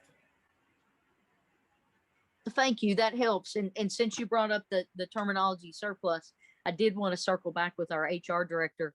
Can we surplus the treadmill that is inoperable, or you can replace belts, treadmill belts. I've had to participate in that. It's not a lot of fun, but you can do it. I just didn't know if there was more than the treadmill belt that was slipping or whatever might be happening. If there's more wrong with the treadmill, and that's why we're replacing one, because the belts can be changed out. I'm not exactly for sure because I'm no expert on no treadmill. I would have to ask Sheriff Dwyer, and plus I've got on it too, and it's stuck on me, so I have no clue. We would have Okay, we would have to ask somebody that's more. Have no idea. Yeah. Okay. Yeah, Sheriff Dwyer may be able to answer that question, but I can't, unfortunately. Okay. Is the plan to surplus the treadmill, I assume? I don't know. I don't know whether the sheriff put it in it or not, or it may have been so torn up that he threw it away. I don't know. Okay, thank you. Okay. Was he there to ask? You would have to ask Sheriff Dwyer that question. I'm sure he can let us know what he did with that. We'll call him tomorrow and find out. Tammy, will you put that on the agenda? Call him Sure. tomorrow. We'll find out. And we'll let Betty Jo know. Betty Jo can tell you. But Okay. Chief, just FYI, Tamara looked at me and said she wants to buy your big raft. So if it goes to surplus, she can't wait to buy your big raft. Okay, so you already got a buyer right there. That's All great. right. I hope she's got 5 or 6 other people to go with her. 500-600, yeah. She thought it was a cruise ship. Is what she thought. All right, thank you, Chief. The next item is other business, and in other business, I've got an announcement for the elected officials on June 10th at 9 a.m. There'll be a work session meeting of Fiscal Court for the county clerk. Jeff Hancock will do a demo of the new election equipment and discuss various election topics. You are What date is it? June the 10th at 9 o'clock in this room. Okay. 9 a.m. Yeah. Since we go for a long, we mean a.m., not p.m. Yeah. A.m. It could be. Yeah, well, And we're not gonna get out of here till 9 p.m. looks like, but anyway. It'll be a special call meeting because there's likely to be a quorum. But nothing will be, no decisions. It'll just be a matter of Demonstration voting. demonstration of voting. That's correct. All right. And the next item is constitutional offices. Anybody have, hold on, a constitutional offices, okay? Squire Muller? Squire Muller? Thank you, Judge. Yeah, I'd like to go back to the other business. During the work session, some things were talked about, and then even earlier in the meeting tonight, some things were kind of alluded to. I would like to make a motion that we schedule a joint meeting with the city to kind of discuss and go over any agencies that are shared funding with to kind of get on the same page. And I think it'd be healthy. And so I'd like to put that on the table, please. Well, yeah, we've got, I've been talking with Tommy Russell about that, and so I'll see if the city's willing to meet. You know, it's not a motion to do that. It's a matter of trying to get it done and whether they want to do it, and we'll do it and then come up with a time. So, yes, we're already looking at that. Mr. Sparks? Yes, sir. Thank you, Judge. And I'll be very brief. And this is something I don't get to announce to the court very often. But we have a retirement in our office. Mr. Rex Hunt is leaving us in the county attorney's office. And I wanted just to hype up all the work that Rex did and does that no one ever sees and saw, but he was a valuable, invaluable member of my team. And he is, speaking of rafting canoes, he is already out taking care of and enjoying himself. I think he's in the border islands or boundary islands in Canada, even as we speak. So I just wanted to give him some kudos. Rex is not the kind to haul in and give a plaque or a party. In fact, he avoided that desperately ever since I met him, to a fault. So I'm going to embarrass him behind his back, and I'm going to just let you know that we had the luck of a 1971 Frankfurt High graduate. Mr. Hunt was a graduate of the University of Louisville School of Law, as I was. He was a staff attorney from the Labor Cabinet, litigation supervisor to the Labor Cabinet, went up to general counsel of the Labor Cabinet back in the 80s, and was deputy secretary of the Finance Cabinet. He left their office after being snacked on and stolen by then Attorney General Conway, and he realized that we got a pretty good thing going on down here. So he came back, and he's been working with us ever since. And I'm really going to miss Rex, and I thank him for the service to this community that you probably never saw, but believe me, you felt day to day, and the work that he did for the people of Franklin County. So I'd just like to thank Rex Hunt for everything that he gave. Should we applaud? Yeah, I'm sure Rex would die the fact that I even told you this, but I just want to I want to thank him. He's a great friend. He's a great lawyer, and he's going to be missed in our office. So Okay. I'll applaud him. Thank you, Rex, for everything that you did, buddy. Appreciate it. Thank you, y'all. Squire Sebastian. Thank you, Judge. I do have a piece of other business. I had worked with the other magistrates and the sheriff to try to get a car cruise in at Lakeview Park. So I just want to remind the members that's going to be June the 5th, which is a Saturday, from 6 to 8. So please put that on your calendars to come and participate in. The Shoatsville Ruritan Club, and thanks to Squire Moore for ensuring that there is food there. I've got to call into Taylor Bell's Ice Cream to see if we can get Taylor Cook to come down, and the word's kind of going out far and wide. So I hope we have a really good turnout for a family friendly focused event, and thank all the magistrates and the sheriff who are participating in that. Thank you very much. Well, you know, it'd be nice if y'all asked the fiscal court, and we're members of the board too. Nobody asked you. You asked us about doing it, whether you could do it or not. Well, we want you there too. Okay, all right, that's nice. Thank you. We absolutely want everybody there. Yeah. Absolutely. Okay. Where's that again? Repeat it. Or On what day? June the 5th, fifth, 6 days. Saturday. Squire Tracy. Thank you, Judge. Just to circle back, will you let us know what the mayor says as far as he and the commission meeting, getting together? Absolutely. Thank you. Thank you. Okay, Charlie Lewis. Yeah, thank you. Thank you, Judge and Court. I'll be quick. Just a reminder, we're finally, as I've mentioned before, getting the plane off the ground for this park study, June 2nd at 10 a.m. at the Carter House. I'm sorry, not 10 a.m., 2 p.m., June 2nd, 2 p.m. We're going to have a park committee meeting. Hitchcock Group's coming down. They're going to go over the schedule And we're gonna get this thing kicked off, and I'm gonna give them a tour of the park.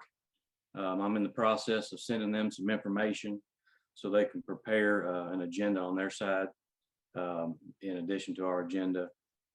And so we look forward to that next week. Secondly, this time of year, we go through this budget, and it gets very, very detailed, and I appreciate everybody's efforts and hard work on it, but I just want to, from the park standpoint and for myself personally, I want to thank Susan Lawrence for all her hard work. Just the details and the hours that go into it is incredible. It's impressive how she responds. So thank you, Susan. I appreciate all your help. Here, here. Thank you, Charlie, for saying that, and you're right. She does an outstanding job. Looks like you got a second by Robert Hewitt there too. Thank you, Robert. You Judge wanna Wells, say if I something, could also Robert? make a statement. Pardon me? If I could also make a statement, Your cameras do work. Uh-huh. yes, they work well. Thank you for the computer. I think I also want to reiterate what Charlie has said. Susan does a fabulous job. I work with her every day in the building. Putting a budget together is a difficult task. She's done it for decades now for the fiscal court, and we rely on Susan for guidance and keeping us straight. So thank you, Susan, and I appreciate all that you do. I'm humbled by your all's, by your kind words. Thank you very much. It's a labor of love. I love my county. I love my community. I love being a citizen here and serving the best of my ability. And we love having you here too, Susan. Thank you. All right. We love you. Way to go, Suzanne. Susan. Here, Yay. here. Yay. Yay. Okay. Anyone else? Anybody else? Okay, we're gonna do 5 minutes. 5 minutes. Judge, can you hear me? Who is that? It's Jake. Okay. Can you hear me? Yes, sir. Go ahead. Go ahead. First of all, to answer Squire Sebastian's question, those are the control panels in the front of the jail and the back of the jail that needed some repair, and I foresee some more next year, if that answers your question. Okay. Thank you. All right. Thank you. Jailer, thank you. You're Okay. welcome. And I second Charlie on Susan as an old ball coach. She is an all-star. Wow. Thank you. 8:25, recess to 8:25. Please be back in here, be back on the Zoom. And in 4 minutes, go to the bathroom and be back.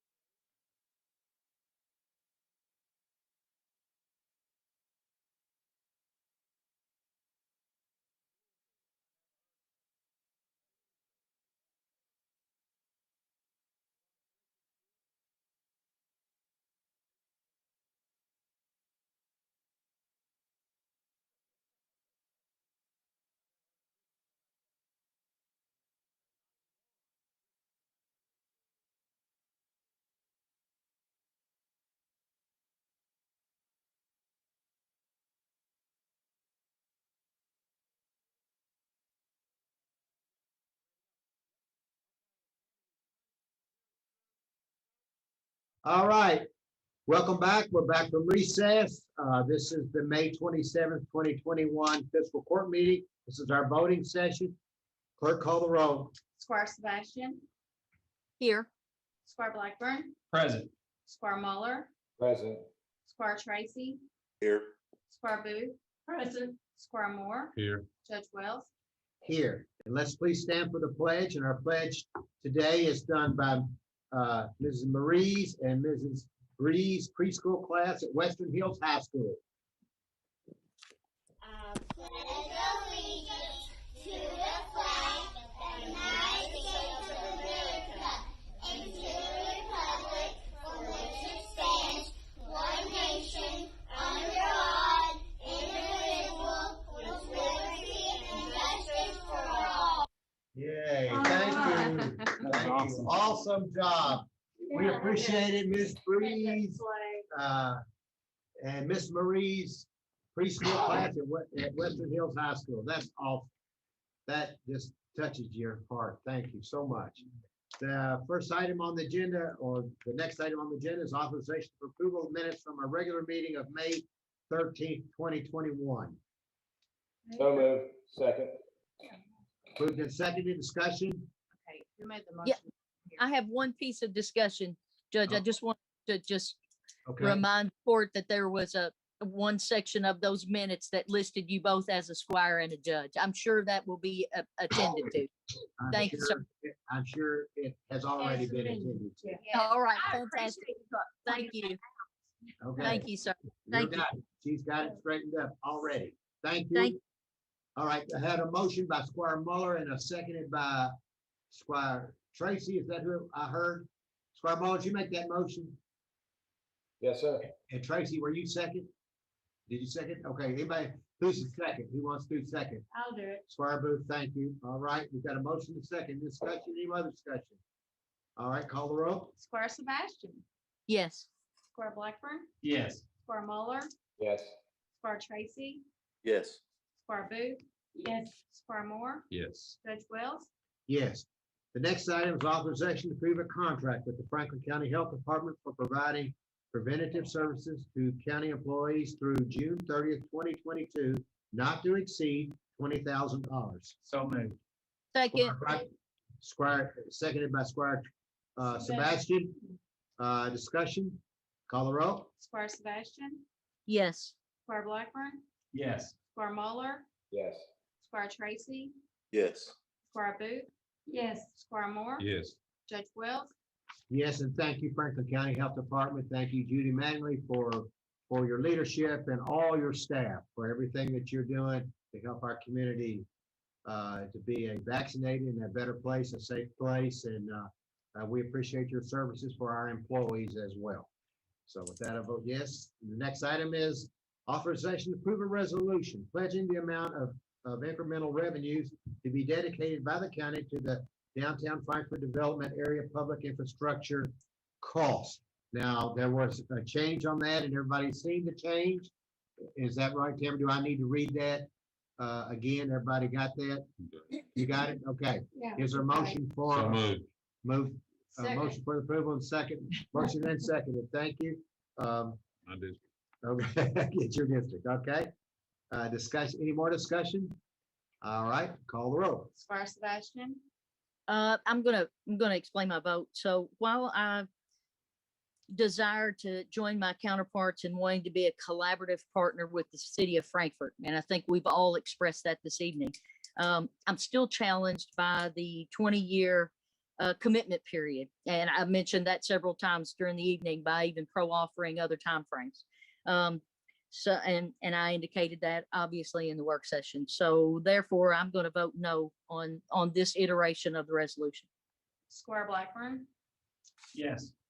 Squire Muller, Yes. Squire Tracy, Yes. Squire Booth. Yes. Squire Moore, Yes. Judge Wells. Yes, and so moved, and thanks for the court for moving forward with this. I know it hasn't been easy. It's been a long process. Trust me, I've been a part of it before you came on. And Marty, you know about this. It's Squire Tracy and Squire Moore. It has been a long process. We didn't like the way it started out. Nobody asked for the convention center to be torn down, but now we're moving forward and we're working together to help our community. So I think it's a great opportunity for us. Thank you. The next item is we're going to hold off on reading the first reading of the ordinance, are we? No. We are going to read it? Okay, we decided to go. Okay, all right. The next item is the first reading of an ordinance of the Franklin County Fiscal Court approving the execution of a local participation agreement relating to the establishment and implementation of a development area tax increment financing district known as the Downtown Frankfurt Development Area within the city of Frankfort, Kentucky. Second reading and approval will be on June 10th at 5 p.m. That's the first reading. The next item on the agenda is authorization to declare one firearm as surplus for the sheriff's office. So moved. Second. Call roll. Squire Sebastian, Yes. Squire Blackburn, Yes. Squire Muller, I would like to thank Deputy Matt Green for his 26 years of service protecting the citizens of Franklin County. I'm a yes. Squire Tracy, Yes. Squire Booth, Yes. Squire Moore, Yes. Judge Wells. Yes, and I'd also like to thank Matt Green for his dedication and his commitment to service at our sheriff's department, and also for being a crossing guard at Good Shepherd. Well, I think he's my bus driver too, Judge. Wow. So Matt, we wish you the best in your retirement. I know your future's bright, and so we wish you all the best, and thank you so much for your dedication. The next item is authorization to approve a resolution authorizing the filing of an application for the 2021-2022 Waste Tire Grant Program with the Kentucky Department for Environmental Protection, Division of Waste Management. So moved. Second. Moved and seconded. Thank you. Discussion. Call the roll. Squire Sebastian, Yes. Squire Blackburn, Yes. Squire Muller, Yes. Squire Tracy, Yes. Squire Booth, Yes. Squire Moore, Yes. Judge Wells. Yes, and we will have an announcement at a later date, hopefully soon, about the tire program where we'll be able to, U.S. citizens will be able to drop tires off and have them picked up. But right now, this is only to allow the road department to dispense of their tires. And we are going to put on our website a place or places in Franklin County that will allow you to bring your used tires there for a fee. So we're going to do all we can, but most importantly, don't throw your tires on the side of the road. Please don't do that. All right. Thanks, everybody, on that one. We got a motion. Have we got a motion there? We already done that. All right. Yeah, that's a vote. Sorry, I talked too much. Did I get a yes? Do not Yeah. give me a yes on that. Okay, the next item is authorization to approve a resolution approving the projects recommended by District 5 maintenance staff of the Kentucky Transportation Cabinet for the 2021-2022 Rural Secondary Road Program. I'll make that motion. I bet you. Second. You're most It's too bad we got the. And you really ought to change that to District 6. but That's another topic. I got you. Okay. Call the roll. Squire Sebastian, Yes. Squire Blackburn, Yes. Squire Muller, Yes. Squire Tracy, Yes. Squire Booth, Yes. Squire Moore, Yes. Judge Wells. Yes. Next item is authorization to award a bid for various sizes of aggregates to the lowest bidder, Herod Concrete and Stone. So moved. Second. Call the roll. Squire Sebastian, I have to abstain due to a conflict of interest. Squire Blackburn, Yes. Squire Muller, Yes.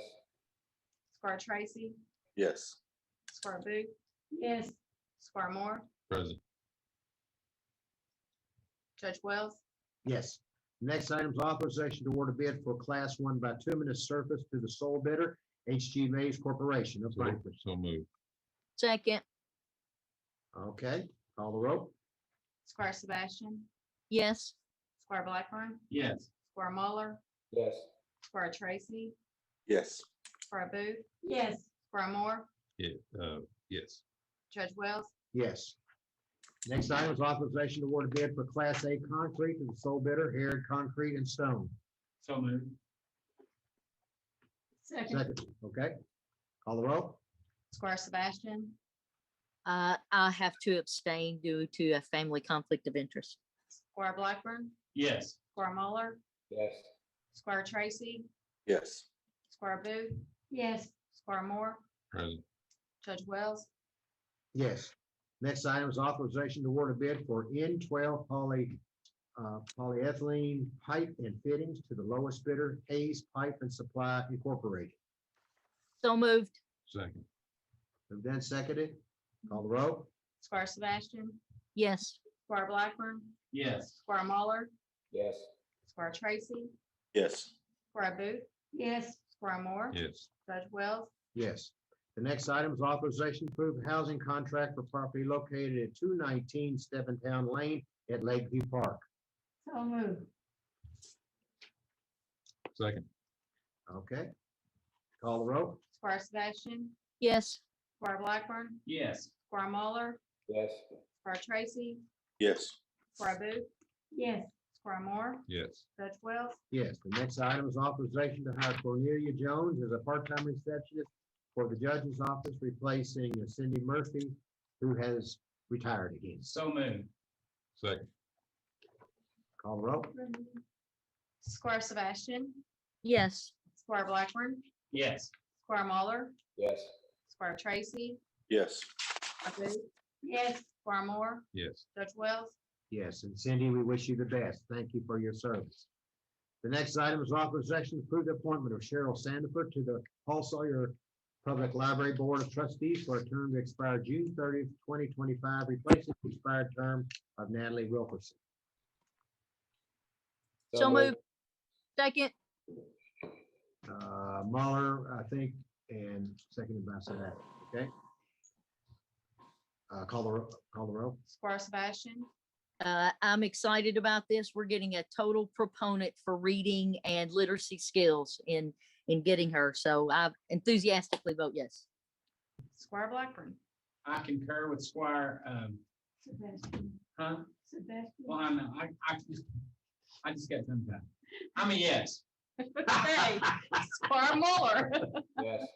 Squire Tracy, Yes. Squire Booth, Yes. Squire Moore, Yes. Judge Wells, Yes, and I also, I welcome Cheryl, but I also want to say thank you to Natalie Wilkerson. Natalie has been a very strong advocate for the library, and we thank her for her great service. She's hugely been helpful with the library. So yes, on that one. The next item is authorization to approve the appointment of Manjo Shaniker, sorry. I can second. Manoj Yeah, Manoj Shankar. Shaniker, thank you, to the Paul Sawyer Public Library Board of Trustees for a term to expire June 30th, 2025, replacing the expired term of Bob Kellerman. So moved. Second. Okay, call the roll. Squire Sebastian, I personally know Mr. Shankar, having worked with him as an economist, and I know he has tremendous skills that he's already put into place there at the library on the Friends Board. So I'm an enthusiastic yes. Squire Blackburn, Yes. Squire Muller, Yes. Squire Tracy, Yes. Squire Booth, Yes. Squire Moore, Yes. Judge Wells, Yes, and I want to thank Bob Kellerman for his service. Bob's been an outstanding member of the board and has been on there for a number of years. Actually, probably done some legal work too. And so, Bob, thank you for your service on the board and commitment to making our public library better. The next item is authorization to approve the reappointment of Mary Lynn Collins to the Paul Sawyer Public Library Board of Trustees for a term to expire June 30th, 2025. So moved. Moved by Squire Booth, seconded by Squire Sebastian. Call the roll. Squire Sebastian, I only have good things to say about Miss Collins, having worked with her at LRC and other places. So I'm an enthusiastic yes. Squire Blackburn, Yes. Squire Muller, Yes. Squire Tracy, Yes. Squire Booth, I know Miss Collins, and I agree with Squire Sebastian on her qualifications. I vote yes. Squire Moore, Yes. Judge Wells. Yes, and thank you, Mary Lynn, for your service on the library board. The next item is authorization to approve the appointment of Scott Woldridge to the Farmdail Water District for a term to expire May 14th, 2025, replacing the expired term of Richard Tanner. So moved. Second. Second by Miller. Mueller, okay? Call the roll. Squire Sebastian, I'm excited to see the prodigious practical skills, which makes, our community so fortunate to have someone of this caliber eager to serve the neighbors. And I think we're seeing that across the board with the appointments tonight. So I'm an enthusiastic yes. Squire Blackburn, Yes. Squire Muller, Yes. Squire Tracy, Yes. Squire Booth, No, Squire Moore, I know Scotty will be a great asset and do a great job, but I'm going to abstain on this. Judge Wells, I'm going to vote yes, because we need to fill the position. But I didn't like the way that we handled Richard Tanner. Richard Tanner was a great servant. I mean, excellent on the water board, and he was always there when anybody needed him. And I wish that we didn't have to go through a procedure of turning somebody down that had been so dedicated to this water board district. With that, I do vote yes on Mr. Woldridge. I know him, I know his family, and he's very capable and a good man, a very good man. So with a lot of experience. So we'll move forward with that, and thank you, Richard Tanner, for your service. here. Okay, the next item is authorization to approve the reappointment of Darrell Sanderson to the Franklin County Planning Commission for a term to expire June 30th, 2025. So moved. Second. All right, call the roll. Squire Sebastian, Yes. Squire Blackburn, Yes. Squire Muller, Yes. Squire Tracy, Yes. Squire Booth, Yes, Squire Moore, Yes. Judge Wells, Yes, and thank you, Darrell. This is a reappointment. He just served for just about 6 months, and we appreciate his service. The next item is authorization to reapprove the reappointment of, or approve the reappointment of Mitch Buchanan to the Franklin County Board of Zoning Adjustments for a term to expire June 30th, 2025. So so moved. moved. Okay, I moved and second, seconded, I second, okay. yeah. Call the roll. Squire Sebastian, Yes. Squire Blackburn, Yes. Squire Muller, Yes. Squire Tracy, Yes. Squire Booth, I served on that board with Mitch Buchanan, and I heartily approve his reappointment. Yes, Squire Moore, Yes. Judge Wells, Yes, and thank you, Mitch, for your service on this board. This is a hard board to be on. yes, it And, is. whew, we appreciate your service on it. The next item is authorization to approve the reappointment of Julene Foster to the Franklin County Tourist and Convention Commission for a term to expire June 30th, 2024. So moved. Okay, Muller I'll and second. Moore. Call the roll. Squire Sebastian, Yes. Squire Blackburn, Yes. Squire Muller, Yes. Squire Tracy, Yes. Squire Booth, Yes, Squire Moore, Yes. Judge Wells, Yes, and thank you, Julene, for your service on the tourist board. We really appreciate it. And you've done a great job. Thank you. The next item is authorization to approve the reappointment of Lida Phillips to the Franklin County Ethics Commission for a term to expire June 30th, 2025. So moved. Second. Second. Okay, Squire Tracy, I think, was the first on there for the second. Okay, call the roll. Squire Sebastian, I just want to say that Ms. Phillips has reached out, and she is certainly a conscientious member of this board, and I'm excited to vote yes for her reappointment. Squire Blackburn, Yes. Squire Muller, Yes. Squire Tracy, Yes.